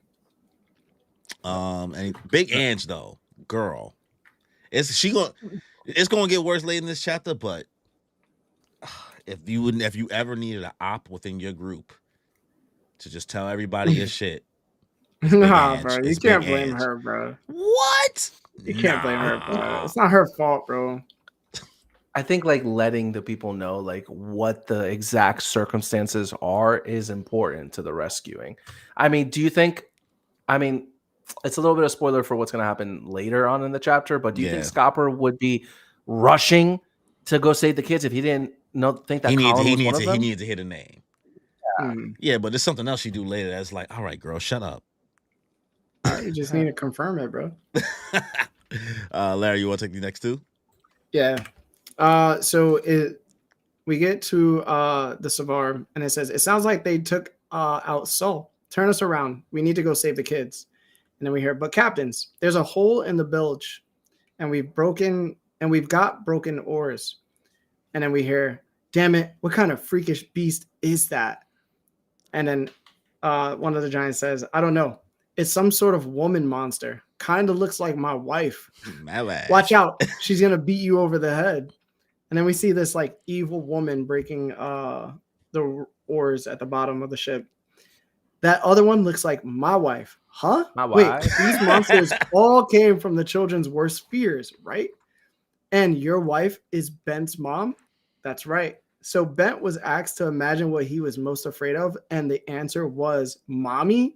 And then we see these two huge sleep tids of women just tearing the Savar up, and they look crazy, bro. They look like Big Mom. Yo, Yes. at They this look point, exactly like Big just Mom. give us skinny Big Mom as a ghost, as a nightmare. Yeah. Hunger Give pains, us skinny Big Mom as a nightmare, and I'm here. Oda, give it to me, and my life is yours. And then we hear, wait, what? That's our worst fear too. And then you see all the giants like screaming. And they're like, yeah, we can't fight. Our morale is getting hammered. Yo, that Oda is hilarious, bro. Seeing Dory like that is funny as hell, bro. Yo, I first read through, I was like, are they serious right now? Are they really about to just be like, yo, we can't fight? We can't fight. That's our. Listen, bro. Oda, It's kind of like got it. Sanji when he can't fight women, man. These guys are afraid of their wives Women at Elbaf, man. because they know they're drunk too. Yo, You coming home drunk again? when bro hit that line and said, and your wife is Bent's mom, I said, whoa. Okay. I mean, listen. imagine he was like, what do you mean by that, bro? What you mean by that? What you you mean my talking mom? What you mean my wife is Bent? What do you mean by that? Life with Anime with the $25 super chat. Best podcast collab going on. In the presence of greatness, all love, fellas. Hope you had a great weekend. Stay up. Thank you, brother, man. We appreciate Thank you guys. that we getting the trickle down from the Shonen Showdown sweatshop. We appreciate y'all a lot, y'all. We need to get all three podcasts. Listen, let's make it Let's do happen, it. bro. Let's make it I happen. always We'll tell do the hot people ones together. because there's a lot of content creators, but there's not a lot of anime podcasts that really link up and like vibe out. Yeah. And like, I'll be honest, bro. It needs to happen more often, man. Listen, I'm always down for it, bro. Like, It's listen, different, bro. we Different content. we strong together. We all got different vibes, different energy. You never know what's gonna happen. Mm-hmm. I'm down for it always, bro. Listen, you want to make it happen. If you want us to make it happen, we're down. We want to make it happen for the people. If y'all want to see it, listen, let us know. Let All right. us know. We'll talk about it. We We a little always Family Feud action. listen. We just happy to be invited to the party. Yeah, we can have a good time, bro. But I mean, I feel like it's nothing crazy in these 2 pages besides like the Giants Yeah. like freaking out about the moms. Just the like, art. Just comedy. Just Yeah. the art. Yeah, The art's art in this chapter has been crazy, low key. Oda actually been like, I'm scared for my Crazy. boy's wrist. I'm like, all right, bro. Listen, you've been drawing a lot of details lately. It's a break week, so no worries. I didn't Yeah, even realize bro. it was a break week, bro. Yeah, break week, bro. I did not know that actually. I love Damn. break weeks. Oh, Yeah, I mean, yeah. listen. love break weeks. As people who make as because early in the days, Danny was like, man, it's a break week. Now we like making more content. He's like, thank God for this break week, boy. Yo, Blue Lock's love on break break week. this week too. I'm so happy. He said, you never been happy about a Blue Lock break. He's like, I don't got to stream Tuesday. Oh, chilling. Perfect. Well, I I'm mean, a y'all huge still be believer in working quality. on break weeks. Yeah, It's all quality. about quality, bro. Don't push it out if the quality ain't there. Yeah. And this right here, like low key, we've been so focused on the dialogue, but if you look at like the beginning parts of this chapter, even the Elbaf tree, you're gonna be like, yo, bro, He's the consistent. Like art in this it's just all wide shots. Listen, he don't even Yeah, gotta do double that spread. because drawing all those like the branches and the leaves and all that stuff for the widen shot of that's probably more work than just drawing the characters. Yeah. There's a lot of wide shots, bro, in this chapter, and they're detailed. all hitting. My boy Zod in the chat, 499 super chat. I see you. Ask you guys to tune in tomorrow to hear my disdain for the Elbaf Giants and how I want to see the kids burnt into the straw. Bro, yo, Zod is a celestial dragon. Honestly, bro, be showing up on Demon Time every time. He wants to see Saul world go through. burn. He wants to see Saul be hurt. He wants to see the kids get hurt. He wants to see Robin go through more pain. Bro don't like happiness. But Listen, shout out to bro. the Straw Hat Podcast. Some Always people love. just want to see the world burn. Listen, bro, Yeah, man. I just want my That's some girl truth. to just like stop going through trauma. He's over here like, I need more. No, she No, needs listen. more. Yeah, you learn the best life lessons through trauma. Sometimes. Yeah. Listen, Yeah. bro. People The grow best through girls are suffering. the most traumatized. Stop. Okay. He said, bro said, I don't talk to girls who have fathers. They need to be a little unstable, bro. The Right. more unstable, the better, bro. SC615 $5 super chat. Saint Larry said, pay your taxes here this week. We don't have anything better to do. Hashtag the Larry.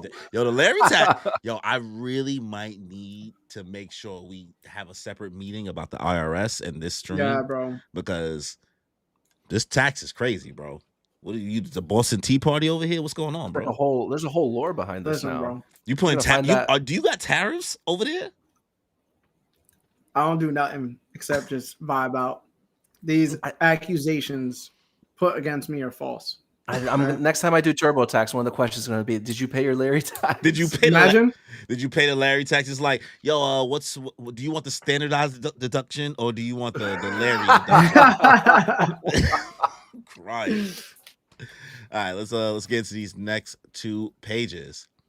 I'm sorry for always going out drinking, dear. I'm sorry for forgetting to take out the trash, dear. I'm sorry for eating the honey buns. See, it says honey cake here. You thought you want them honey buns. That was for the guests. Captains, they're ripping off the island clowns. We're gonna fall. Yeah. The giant pirate ship has crashed. So much for their bluster. Some of these sleep tids were real beasts. The kids' chances of rescue are dwindling by the minute. Now, Beard Hill Jarul, warrior of legend, it's time for us to talk. You mean Dorian brought you down? With no king on the throne, you're the boss around here. We cut to Ripley. You must be joking. The giant pirate spar is crushed? I hope they're all right. Let's hurry. She carries Frankie like a toy. Our goal here is quite simple. To make you giants our slaves in battle. The next step is to find out how effective these kids will be as hostages. I bet you're all wondering whose kids our 10 hostages are, huh? Then we cut to a classic Oda map, letting us know who is where. The library school, we see Saul and Straw Hat Pirates, we see the 10 children, the Western Village, the giant pirates, we see where Ripley and Frankie is, and we see all of that in proximity of where the original castle was and the Rainbow Road. So, Listen, I'm going to just say the design of that tree branch is wicked. What you mean? oh, chill out, bro. Chill out. See? I'ma just It got a little curve to it. Got crazy, bro. Pause. listen. We were just talking. We're just glazing Oda for the art in this chapter, right? There you go, guys. I don't know if you should use the word glazing talking about this. Yeah, branch bro, in this the is crazy. in the same sentence. Hold on. FBI, open up. Yo, this wicked work, Oda. It's freaky, bro. Oda's been smoking some shit, guys. Yo, these guys. No, really but look at want- Ripley too. Look at Ripley manhandling our boy Frankie. Frankie like that shit. Listen, I don't blame him. You know she polyamorous. That's true. She And listen, a cyborg can probably live longer than a regular human. I'm just saying. It's true too. bro gonna still Scopper Gabon's wife, his baby mom's. Yo, this thing, this vine thorn thing that Sommers is writing, I'm assuming that's his fruit, right? Mhm. Like that's not Killingham's. Like that's not like a dream. Like Sommers didn't dream of Yeah. being able to ride some thorns. So clearly, this thorn has a face, it has eyes, it has a mouth. They cooking you, bro. They calling you the tree eater. The tree. Yo, Whoa, they no, calling Danny the tree Let's eater. not- They Listen, let's not keep that going. All right. I mean, this is interesting. I didn't think that Somers would have the ability to kind of create maybe a sentient being with his fruit. I didn't see that coming, but it almost looks like a homie. But what is thorns? What does thorns have to do with creating an autonomous life form? This really, like, I thought maybe it had something to do with passion and love and that, hitting you back. But like, what's the deal here? Maybe I mean, it's the same thing as like Magellan's devil fruit. creates Paramecia could little just, slime thing. The yeah, slime they monster could turn thing. into animals if they want to. Yeah. Huh. Make them into like random, like, oh, they make it random beings out of their abilities and stuff like that sometimes. I Like mean, even Katakuri. Karasu kind of. Katakuri could do this if he wanted to. What did Katakuri do? Well, he just turned his body I mean- into like a Logia type form. I mean, with but he Magellan's could fruit- make a dragon out of his mochi if he chose to and Yeah. make it walk. Magellan I mean, did I it with Hydra. Akainu did it with his Logia magma. He created like a magma Yeah. dog. I see what you guys are saying there, but I would be more inclined that maybe it has to do with, I don't know, maybe kind of like how Shamrock. You think Killingham did a combo with him to give him a little vine snake? Yo, that sounds crazy. A vine snake. Ugh, God. Listen, Oda. I got in your head, bro. Inception. Chill. Nah, you the tree eater. No. So what if it was like, yeah, maybe let's do vine snake. What if he like has a pet snake that ate the vine fruit? I don't know. I just like, I don't see. I understand what you guys are saying with Magellan and being able to make a dragon, but like the dragon didn't have, it had eye holes, but it didn't have eyes. I don't know. This just seems We've a little weird for seen me. wickeder stuff with One Piece powers. Like at this point, I don't even overact. It's either Killingham made a vine, but I don't even think Killingham made a nightmare vine. You know what I mean? I just feel like he just can do this with his thorns or whatever, his thorn power. Yeah. All right. I mean, we've Listen, seen the jacket fruit. Anything's possible with these goddamn fruits, bro. Yeah. I agree. I think it's just devil fruit. Yeah. Any other details here before we move on to the next 2 pages? No. The slaves in battle was interesting. Yeah. The slaves in battle. I have a very great theory that King Harold actually wasn't a traitor. I believed heavily that he was a great man, a good man, who wanted to change the culture of Elbaf and went against all traditions. And through that hard adversity that he faced, garnered the respect to the point where people said he was the greatest king in Elbaf history. And what happened with his grand wanting to be like, hey, let's open up Elbaf to trade and deem other countries as people who don't fear us, right? Because we're fearful. We're much larger, this, and that. But overall, we just want to make the world a better place. The same way Orihime from Fishman Island wanted to. And I think what happened was he went to the world government. He went to go visit. And then he found out through his, because he's a great warrior. Yeah. He saw through their ways that what they were offering was probably not something he wanted anymore. And they kind of tricked him into thinking like, hey, become one of us, become affiliated, and we'll treat you right. And we'll open up the trade. We'll give you access to millions of, the hundreds of other countries. And he said, bet. And then there was a certain turning point during that time where he visited Marijoa, where he noticed that everything wasn't all it seemed to be. Yeah. He came back to Elbaf. He knew he was going to pass away by Loki. But the thing was, it never stated that Loki was going to be the one to murk him.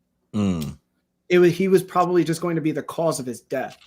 So the reason why I think Shamrock and Gunko ended up showing at Oris Castle was because in order to place one of those pentagrams, one of the Abyss pentagrams, I think you have to first visit the place itself. Yeah. Yeah. The same way with Saturn's pentagrams, because like the girls, they couldn't really travel there unless Saturn physically got there first. Yeah. Exactly.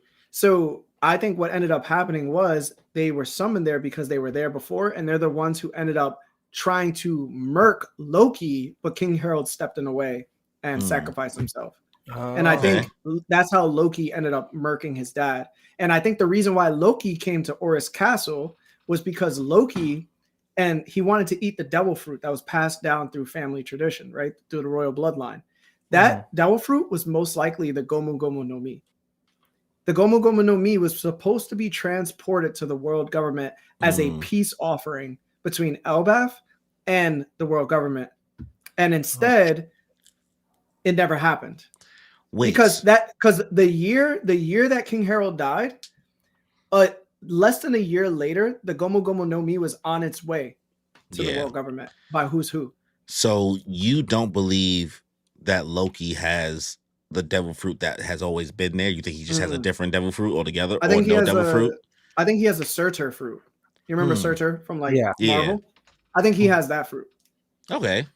That's an option. Okay. Haruden during Dressrosa wanted to get the Meta no Mi in order to be the first giant with like a Logia or a devil fruit or whatever like that.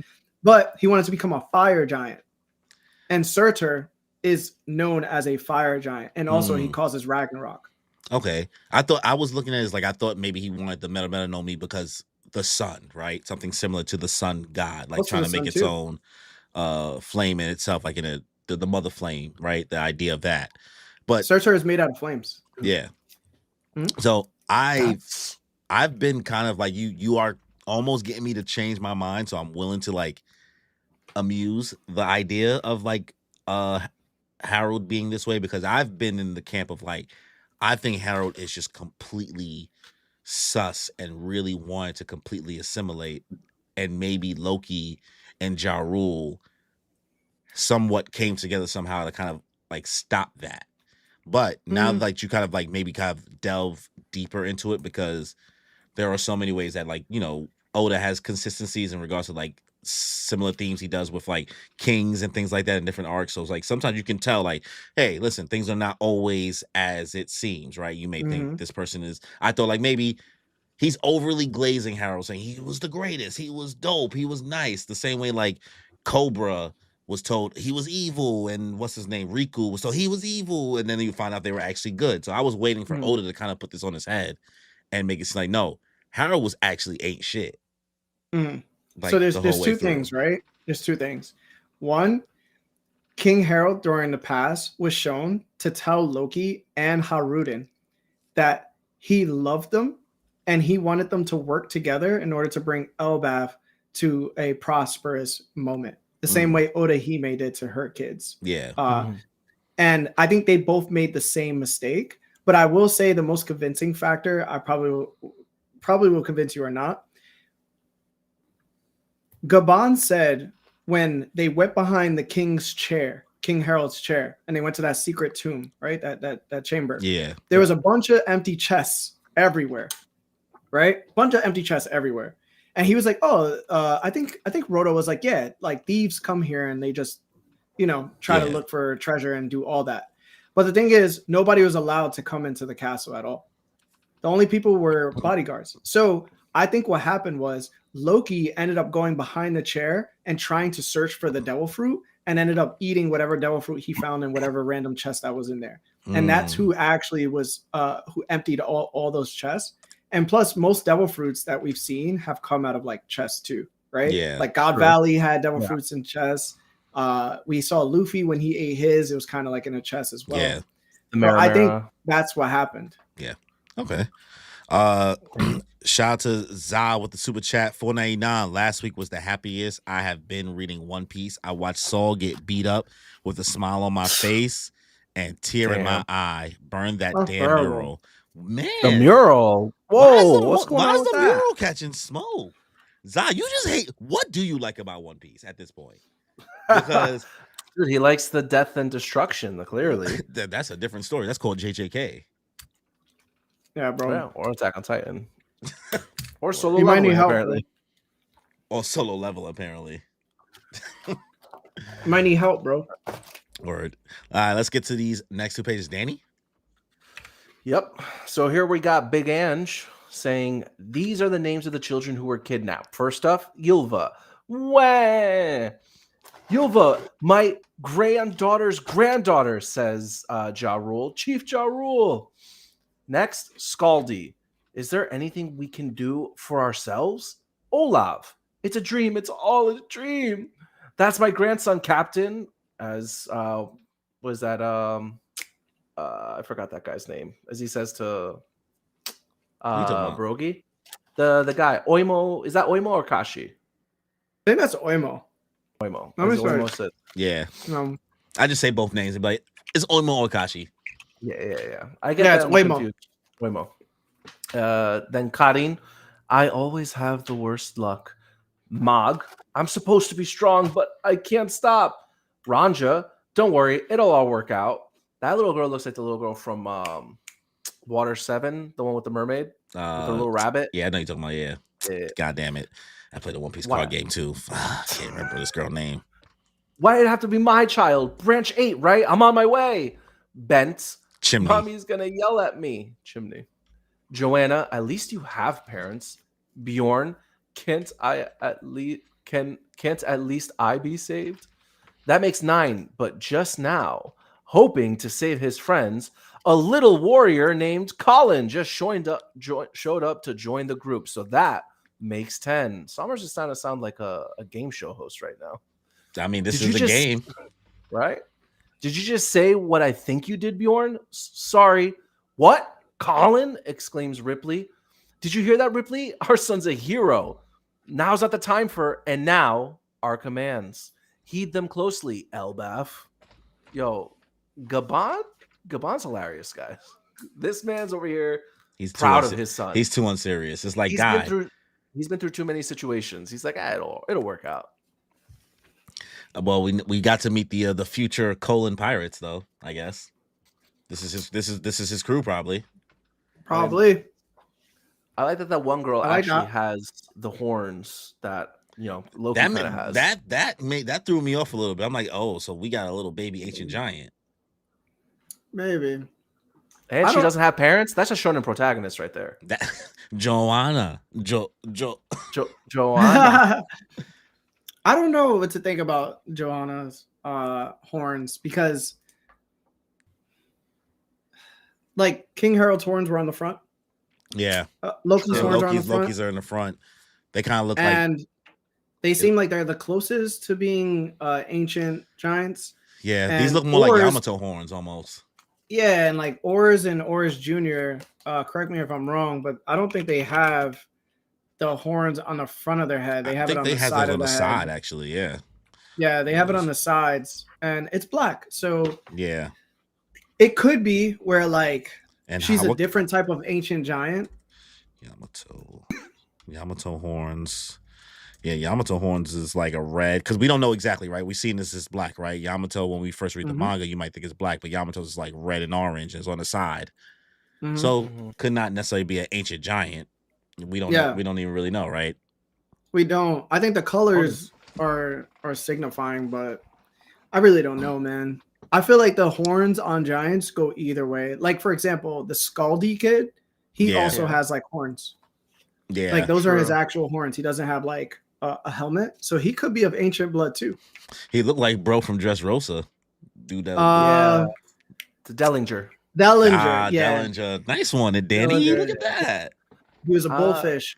Maybe they're all like part Oni too, because we don't really know what the Oni race is. Yeah. Shout out to Shay with the $5 super chat. I freaking adore those damn kids now, and can't wait to see them as a main crew for Two Piece. Oh, guys, we're not getting Two Piece ever. I hope you guys realize that. You're gonna get you'll get 1.2 piece, 1.3 piece, maybe Kingdom Hearts piece, but you're never gonna get 2 piece. Kingdom Hearts piece. You know how it goes, bro. And all those parts in between. It's all about the money. All about the money. Anything else in these 2 chapters before we close out? Larry, close us out with the last 2. Yeah, I don't have anything to say about them. But yeah, we'll go to the last one. All right, so we go back to Sommers, and he's saying, your school is completely useless in war, and your library is packed full of pointless records of the past. You will burn them down right now and swear fealty to us. If you do not, we will eliminate the brats one at a time. And we hear the kids just screaming for help. Ripley, shocked by it, says, what are they talking about? We know where the kids are. Let's go save them.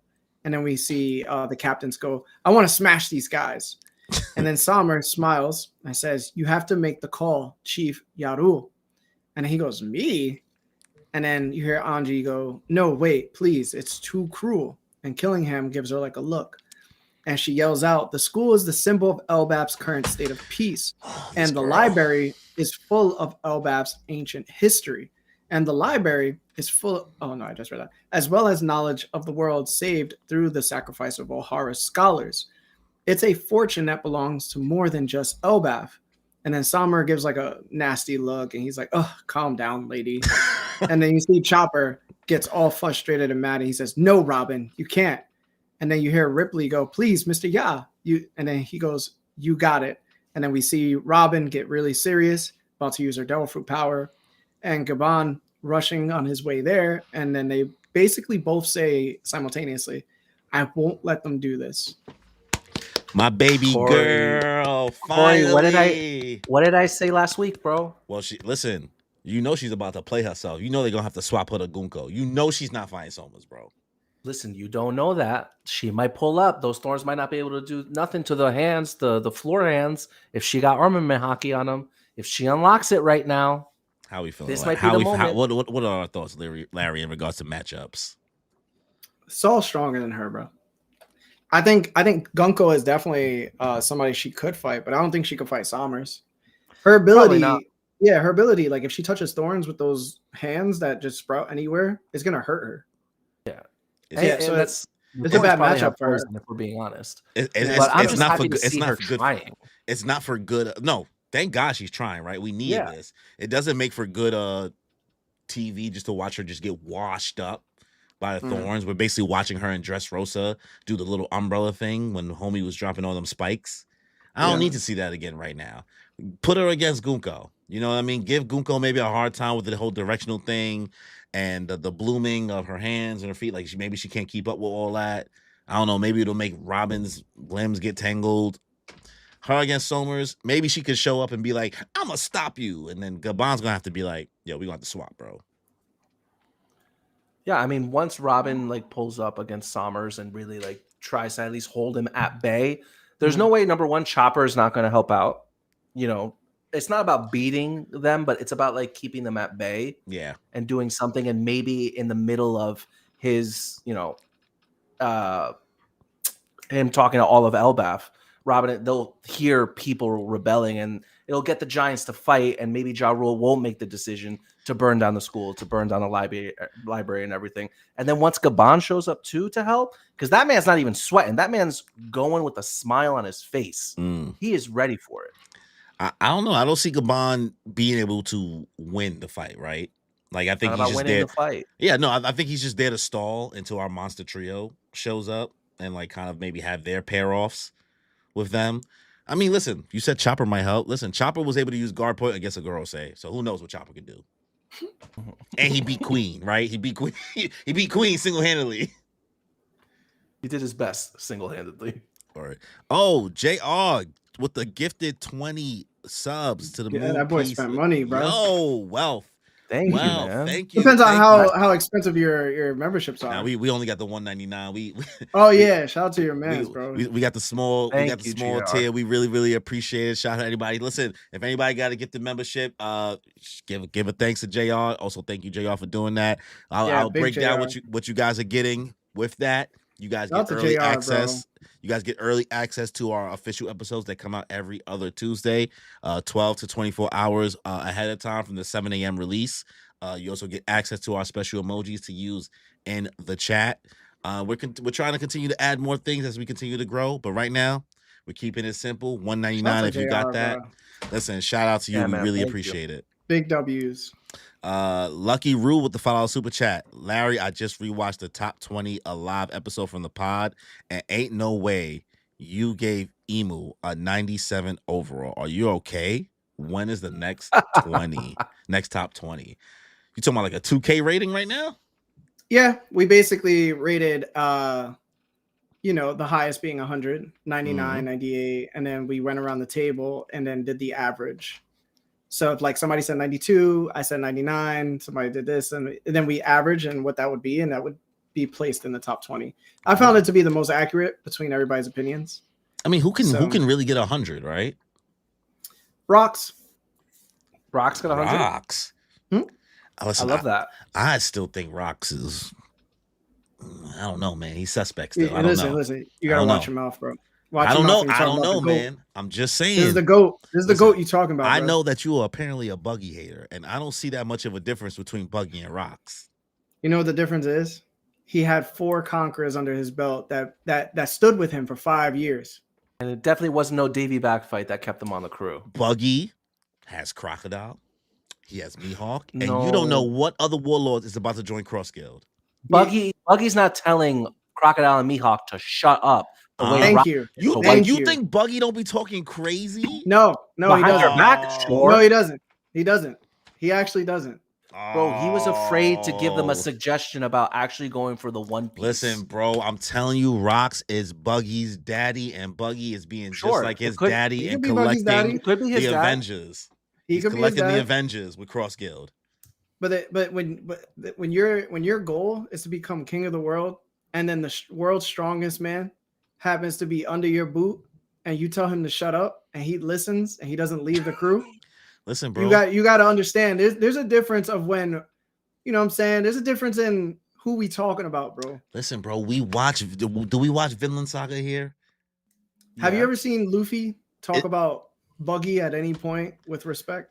Of course not. But that's the gag. That's the gag of it all, right? Roger didn't really look at Rocks probably with that much respect. We don't know. What are you talking about? We don't know. He went to God Valley for Rocks. Yeah, because he was like, they got all this other stuff going on. They went there for the bounce. No. Yeah, you hater, bro. Now I'm the hater. Yeah, you hating, bro. I think you hating, bro. You don't even know that much about him. Now you're not taking evidence. Now you're just saying evidence is not working right now. Now you hating, bro. I'm hating. Listen, I think that Rocks might be sus. I'm just saying. Yo, some guy. We didn't even see him in the fighting panel. Bro. Even we saw Roger, Garling. We saw all of them in the fighting panel.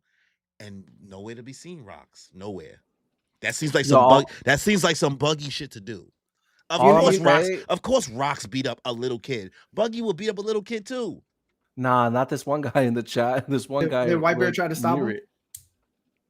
Huh? He did. Did Whitebeard try to stop him? Whitebeard just let him rock. He was like, when Whitebeard was told to shut up, what he do after? Because bro, Whitebeard's not even about that. Like he's okay with getting disrespected. He's about Whitebeard is okay with getting verbally disrespected. What are you talking about, man? Whitebeard is okay with that. Hold on. I got another one. Rocks told Whitebeard to tell Kaido to come see him. Would Mihawk ever listen to Buggy if he told Mihawk to? Listen, Rocks just got a little bit more extra juice, right? We don't know. Buggy, once he said, let's go get the One Piece, we have no idea what type of dynamic we're about to see with Buggy and Cross Guild. Once we finally it's definitely not going to be a leadership dynamic. We don't know. We don't know. Bro. I'm just saying. You don't have to... anything is possible. You do know whose era it was before Rogers, right? It was Buggy's. It was Rocks. Shut up, bro. Rock's era. Rox's name is treated with the same audacity that O'Hara is. They had to wipe him off the planet. Buggy got the same clout right now, bro. No, he don't. No, he doesn't. Bro, Buggy got the same clout. He got people wanting to kill Marines. No, that's not him. That's Crocodile. Yes, but what the world knows in regards to information, not what us as the reader knows. What the world knows is what's fact, not what You're us as gonna the be reader. So mad when you find out that Rocks is very much like Luffy. I do also believe that Rocks may be actually Dragon's real father and not Garp. No, I'm saying he's going to be exactly like Luffy personality-wise, but he's just going to be super dangerous. Watch. Because he's the one who dives into the world's greatest taboos. He's usually the one to leave the ship first in order to like go battle if he wants to. Mm-hmm. Like he was against the world government overall. Yeah, bro. I'm telling you, bro. Okay. Do you think that like Luffy and Dragon are related to Rocks in any way or no? No. So I'll tell you this, right? This is the main factor when it comes to the Rocks hype. Conqueror's hockey users only follow other Conqueror's hockey users. In the show, it's never been shown that a Conqueror's hockey user doesn't follow another Conqueror's hockey user. And it's littered, right? Ace with Whitebeard, right? Zoro with Luffy, Katakuri with Big Mom, Rayleigh with Roger, Whitebeard with Odin, Odin with Roger. Like there's nothing but people who follow other conquerors, but a conqueror never follows somebody that's not a conqueror. Mm-hmm. So damn, he got you there, but I didn't even so- think about that.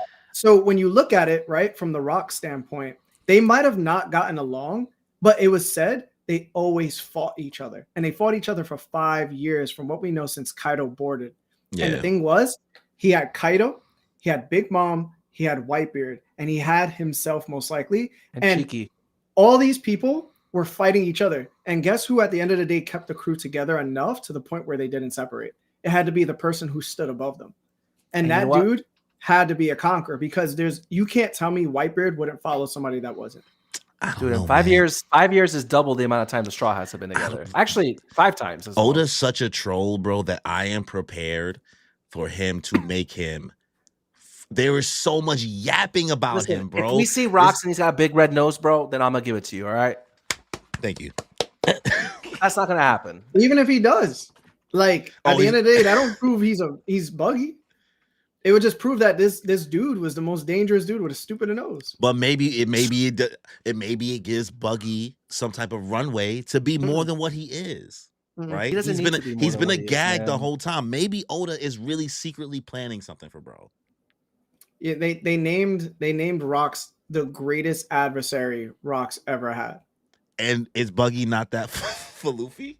No. He almost killed him. He almost killed him in Logtown. Luffy's greatest adversary is going to be Blackbeard. If Dragon didn't save him, on paper, the world sees Luffy going against Buggy and around Buggy the most. So what? Just saying. The stories will be told. The stories will be told that Buggy the Clown had Luffy's greatest adversary. I don't think so. They've worked together. They've been fighting together since the East Blue. They teamed up in Marineford. No one knows that. They fought in Logtown. What do you mean? Yes, they do. They escaped Impel Down together. They showed up at Marineford working together. I'm thinking about they're not adversaries. You guys are not thinking about the legends that will be told and passed down to our children. Bro. You're thinking about jokes because you're talking jokes right now. Listen, you need to respect Rocks, bro. Oda is a jokester. You need to read back. You need to read back, bro, about who Rocks is, man. Listen, Za with the 499 super chat. Whoa, Buggy is the man, and he talked down to Shanks. He told him about himself. Buggy is the man. He told him to man up. I fuck with Buggy. Yo, you forgot the hashtag Larry tax on that. Hashtag Larry tax. Don't ever forget. Yo, guys, if you're gonna leave super chats, do not forget to put hashtag Larry tax, because we want to make sure all of our stuff is reported to the IRS. You guys are terrible, bro. We want to make sure it's properly marked down in our expenses. You guys are terrible. For the records. For the records. Your Honor, let the record show. So yeah, bro. Yeah, I'm gonna see Rocks and be like, this is one of the hardest going dudes I've ever seen in anime, bro. Listen, I'm always open to being wrong about One Piece because that's what makes it fun. Half the time, none of us are right. and there's so much proof too, because Kaido, I'm pretty sure he built his crew off of meritocracy, so he wanted his crew to be strong, and this is how they got strong, right? Pretty sure he learned that from Rocks at a young age. And then even Whitebeard was like, yo, I can't have too many conquerors on my crew, dog. Like, I seen how it was. That was crazy. He said, I'm gonna need some of y'all to be soft. Yeah. He was like, yo, I just can't deal with it, bro. I'm gonna need a jack. He ain't even want Odin on the crew. Yeah. Because he knew what would happen. And then even Big Mom. Big Mom might carry some influence from Rocks too that we just don't know of. But I'm pretty sure that tea party of all the races being together, I guarantee you that's probably like a Rocks idea. So like, are you leaning into Rocks maybe being like, maybe not as chaotic as the story is making it seem, like maybe a little bit more like chill, but the world maybe sees his reputation as like, nah, he was a menace. Do you think maybe leaning more into that? I think he was very violent, and he did things in a violent way. Okay. But he was very much like Luffy, but with a higher goal. So like Luffy's whole thing is like ignorance. Yeah. Rocks is going to be enlightenment. And this is the reason why he dealt with the taboos of the world, such as like learning about certain things that he's not supposed to learn about. And that's one of the reasons why the world government deems like Ohara such a threat, was because if you learn about ancient weapons, you're most likely going to try to grab one, and then you're going to raise the sea level 600 feet because of it. Yeah. So I feel like he went to Elbaf because he once again was probably visiting King Harold, and he was diving into the taboos of knowing what the true history of the world was, and he Mm. knew that it was there. And I think he probably had some effect on King Harold's decision to make Elbaf a peaceful civilization, right? Mm. Because where else would he get this idea? You know what I'm saying? Yeah. And I can see like being the king of the world is much different from being king of the pirates. Yeah. He wanted that ambition, and he was honestly super close compared to like anybody else ever. Yeah. Like Rox kind of was looked up to, like Roger kind of looked up to Rox from what it seems like. He probably definitely got influenced by him and the actions that he did. Mhm. Mm. Because Roger wasn't on that kind of grind until after God Valley, it seems. Yeah, Roger was That's a pirate for like 30 years. Yeah. Yeah. And then he wanted to learn the world secrets. I mean, Yeah, even with point. even with the world secret stuff, like tying back to this chapter, like Big Ange being the Yapster herself, I was like, why are you announcing That's true. all Yo, the she's a dry snitch, bro. Dry I'm like, snitch. God, all right. Okay, telling the names is one thing because we don't get Scott Gabon jumping into action because he's like, all right, well, now you messing with my kid. You messing with the information. So now Robin is jumping into action. So you damn near messing with her kid. But I think girls, what took Rox out was an ancient weapon. I think Uranus took him out. I thought I think. well, they I said think that's the Roger. reason. They said Roger and Garp worked together to take him down. No, I don't think that's true. I think that's think just that's Cat. yeah, that's Propaganda. Cap. PSA. I think what really happened was Roger and them left, and then Rox ended up getting shot down by Uranus. Like you seen what happened with Lelouchia. Yeah. Yeah. I think that's why God Valley disappeared too. And I Oh, think yeah. where Ennis Lobby is most likely where God Valley was. See, I have a theory Ooh, okay. about Yeah. Because the Uranus. same hole and everything like that. Yeah. I don't think I have a feeling that Uranus isn't because we don't really know that much about Uranus. And I feel like a lot of people jump to the conclusion that the thing that attacks islands from the sky is what Uranus is. But if we know anything about Pluton, we know that Pluton is a giant battleship that can destroy islands. Mhm. So I feel like whatever it is that we did see on Lulusia was, if anything, Pluton. And we know that Pluton was a battleship that had blueprints for it. So it could very well be possible that there could be more than one Pluton because the whole point of having blueprints is to create one to oppose the other. Well, So I think it would just be a little weird for Uranus to have the same kind of ability as Pluton, which is known to be the battleship. well, for like Uh, all we know, like even like referencing back to the mural, like Pluton could be kind of like a brawlic version of the Arc Maxim, right? Yeah. Oda could have been giving us like an idea because like when Enel used Raigo, right, it looks very similar to how when you read the manga, how Lelouchia was blown up, right? It has like the whole things coming down, making a big dome, and then it's like an extinction of a land, right? It's very similar, right? And then in the mural, we see what looks like the Arc Maxim in it, right? So maybe Enel also had maybe this is before we get introduced to Water 7, right? So Oda could have been cooking up the idea of Pluton by thinking of the Arc Maxim and expounding upon it. You know what I mean? So my idea of what Uranus is, it's basically just a weather ball. Mm, So we went to Weatheria with the Birkin scientists, yeah. and they taught Nami about weather, right? And they also grew weather balls and crops, and they would use these weather balls to fly. But also, it was the island of Weatheria. And with this weather ball, you could create rain, you could create lightning, you could create anything you kind of wanted to, right? And it's funny that you said Enel because Enel is also a Birkin, and he tried to create a ship that would rain down lightning or some type of like energy, and it would create a hole, like you said. Yeah. And he used it before on his homeland and destroyed the entire thing, and then he used it on Skypiea. So I think that was a foreshadow, actually, because Birkins happen to be like these great weather people, right? They're great weather people that came from the moon, like the moon city that's on the moon that Enel visited. It was called the Burka Moon City. So they seem like the head angel people during that time. So for me, I think what happened was the technology used to make Uranus was built by the Birkins, the ancient Birkins, the same way Pluton was built by the ancient shipwrights of Water 7. And what ended up happening was they used the weather ball technology and they created a ship out of it, like the Arc Maxim, and they used it. And now they need a Yeah. mother flame to be put inside of the weather ball because create- all weather balls have flames inside of them. Mm. Oh shit. Yeah. And basically it would rain down destruction upon it. So when Leloucia was, there and Sabo saw something hovering in the sky, it could have just been a ship that's a cloud with a weather ball inside of it. Yeah. I'm telling you. Oh.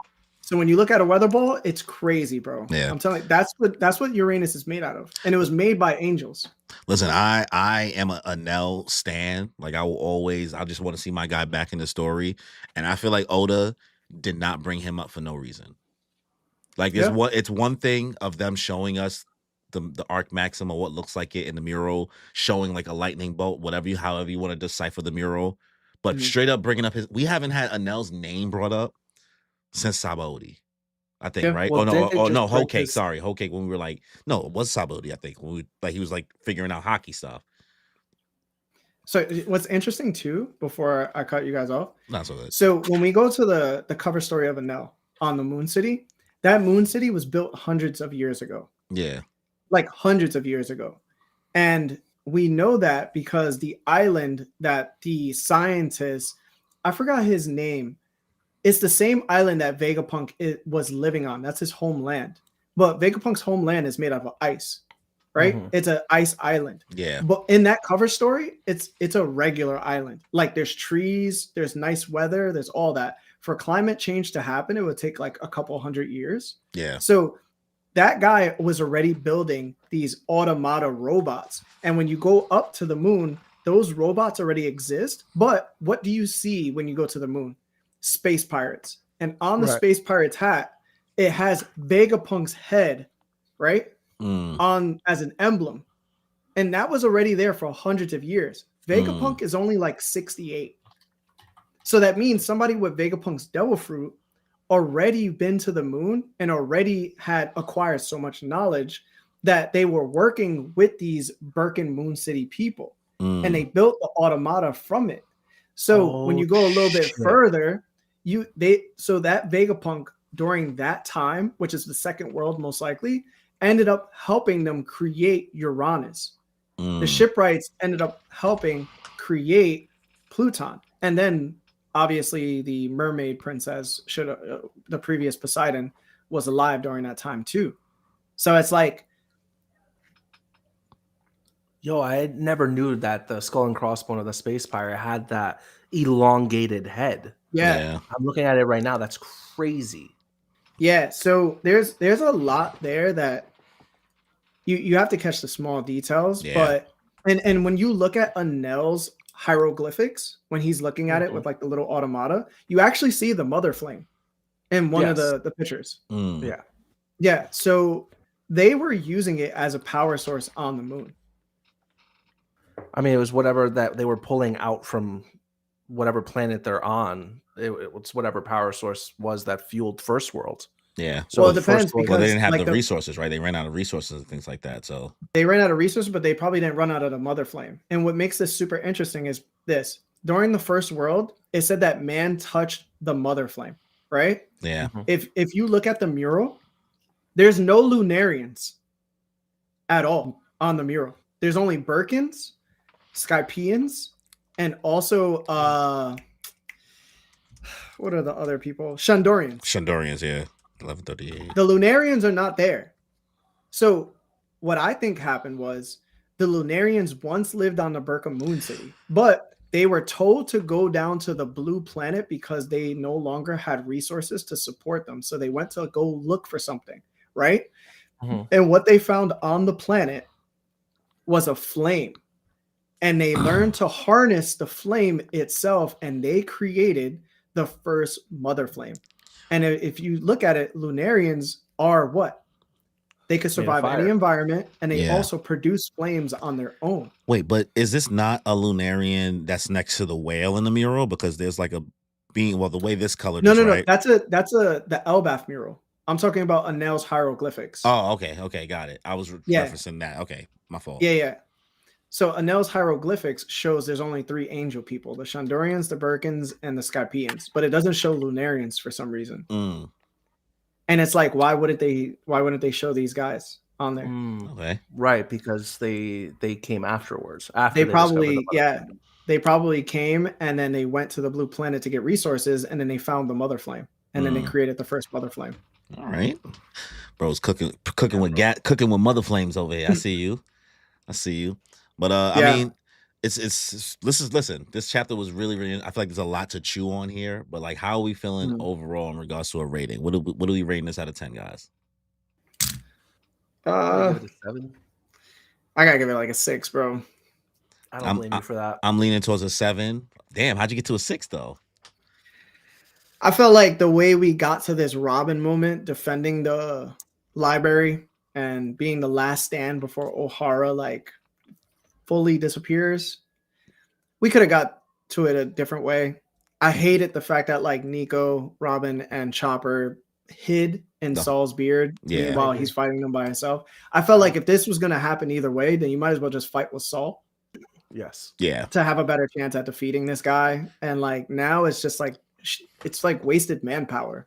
Yeah. I mean, now at this she's point, by herself with Chopper. At this point, I think it's like Oda just trying to build like attention because he's trying to play in our face now. Like, who really sitting here believes? I mean, unless Oda is some type of masochist who would actually decide, like, you know what? Maybe I will kill Saul this arc. But no, like, no seasoned One Piece fan is watching this or reading this and like, man, Saul might actually die this time. No, he's not. Yeah, no, definitely not. He's gonna like he'll get back up before the arc's over. Yeah. So I think at this point it's just like, let me build the tension. Let me give Robin a reason to be angry, right? Because what has shown is that Robin ain't really gonna fight unless she feels like she absolutely has to, which is why, like, I feel like Wano, the only reason why we got that fight is because Sanji was begging, right? Sanji was like, I need your help, right? We didn't get it all time skip because at no point did Robin feel like she had to fight. Besides, like in Skypiea. I mean, she's only fighting here to protect the records of O'Hara. Yeah. I don't even think it's about Saul. Well, it's about Saul. It's like a collective, right? You want to build the emotional tension for her instead of it being right away. Now it's like, okay, we might see Robin really like be annoyed and really angry and pissed off, go straight into like demon child mode. Who knows? Maybe she has like a special power where like now instead of her being a demon child, maybe she's healed from her trauma and she's an angel. I don't know. Either way, I'm loving this opportunity that Robin is getting finally this arc. Thank God. For her to grow. My Shayla. Again, yeah. You know, I'm ready for the Straw Hats to finally make a move because again, we're getting the B squad of the crew making moves this arc. I'm waiting for Usopp. Let's see what happens there. And goes head off. Yeah, but that didn't do anything. I think I'm finally like ready at this point in the arc for the other half of the crew to come back and make their grand entrance. And I mean, the only people missing is the Monster Trio, bro. Well, the Monster Trio, Loki, and the other new giant pirates.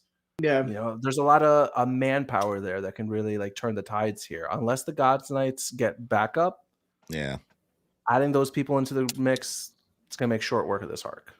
All right. Well, we got 2 7s and a 6. Larry, we just want to really thank you for taking the time to join us. Man. Yeah, man. I appreciate you guys. You worked a double shift today. You were streaming earlier today. You streaming again tonight. Yo, the Larry tax is real. We appreciate you again, bro. We hope you had a good time. You know, chopping it up with us. Hopefully we can do it again. Hopefully if you guys ever want us on, listen. I don't know what part of Jersey y'all in. Danny can help me figure out Jersey because that's just an enigma to me. That's a new world to me. When you cross Manhattan, I'm like, I don't know what's where. It's better than Manhattan. It's better than Manhattan. You got better pizza, better bagels. I'll tell you that. It's a little better cleaner. ingredients, better pizza. Papa John's. If you guys want to come through, yeah, you're more than welcome, bro. We prefer doing in person.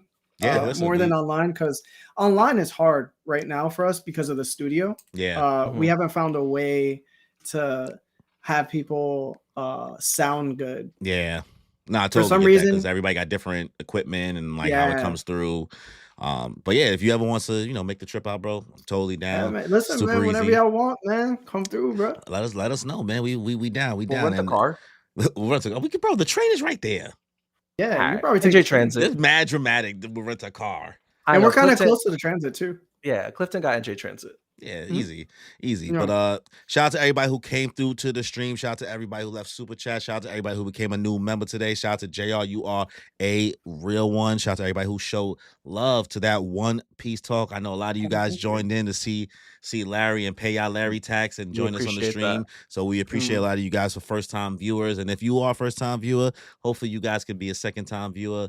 Maybe you won't want to be a third time viewer because you're tired of me and Danny. It is what it is. But shout out to y'all. We really appreciate y'all. Make sure you guys subscribe to that One Piece talk. Make sure you guys Yeah. like the stream. And if you're watching this after the fact, leave a comment. Let us know your thoughts on chapter 1147. Hit that notification bell so you get notified for more content we put out. So thank you again, Larry. We really appreciate No, it. thank you, guys. Anything you want to Really plug before we appreciate close it. out?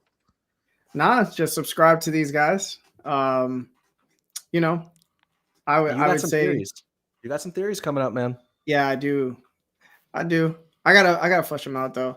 I like to come prepared. I read off my phone, bro. I'm gonna be honest. Bro, Off dome. nah, you're not. You got the BlackBerry on the side with the side, bro. Yeah, you got the man. BlackBerry with Yeah. the side, bro. Yo, you have no idea how many times people on social media be like, yo, he reading off his phone? What is he reading somebody else's theories? No, bro, you gotta have that shit written down. I'm like, bruh, they somebody gonna find some way to hate. Listen, man, That's true. They really You- are, bro. you ain't got to get ready if you stay ready, right? Yeah, and the thing is, I love writing it down because one, I sound so much better when I talk, and two, I don't really miss any holes. Yeah. Because when you be speaking about this, like, there's a lot of things you have to like memorize. Oh yeah. And sometimes, bruh, 3-hour podcast Yeah, talking it's so true. much, You lose you're yourself. gonna either You get fi- tired or you're just gonna be fatigued some way somehow, Yeah. and you're gonna miss something. So You go back next stream. You like, I said that. That's how I said that. I could have Yeah. sworn I said that smarter or better. and I be Yeah. editing myself, so I'll be looking at it, I'll be like, oh, yeah, yeah, yeah. damn, Bro, we having I his should've stuff said on repeat. this. He was like, oh, I hate myself. Yeah, man. I'll be like, damn, why did I say that? That's crazy. Listen, bro, being the editor, I know, bro. It is you start being overly critical of everything else you say. And I be telling him, I'm like, I've heard Danny voice in the streets of New York City without knowing he was behind me because I've had to hear him and Kimmy's voice so much editing. I'm like, I know y'all better than I know yourself. Think I know yourself, bro. Mhm. Same. Um, So I appreciate it, man. I appreciate the invite. Anime podcasts need to reunite more often than usual. I feel like once everybody keeps steamrolling with the consistency, Yeah. you know, we're all gonna be able to build. I don't like to gatekeep. I think that the ocean is big enough for all these ships to sail. yeah, man. I mean, And- we all offer like a different flair, a different version of what we Yeah. do. None of us are exactly the same, but we are like kind of like, inspired by the same way to do this, right? Yeah. For the love of just the keep game. posting, guys. Just keep doing this. Keep grinding. Know that it doesn't come easy. Know that it's a hard genre, and don't just shoot for what these other content creators are doing, like the big One Piece ones that you know Yeah. about.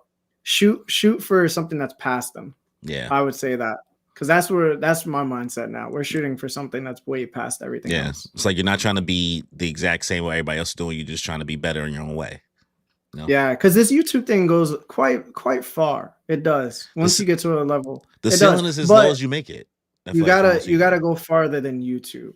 Yeah. That's gotta- what I would say. You got to think about, like you said, you think about the brands, you think about like how you're gonna Mhm. work with other things like that. You're Mhm. always thinking 5 steps ahead. Like, listen, this is the starting point, but like there is a possibility to do something more with this. Mhm. But like, how bad do you want it? Right? Work smarter, not harder. Facts. Believe me, Always. because top After Dark is crazy, bro.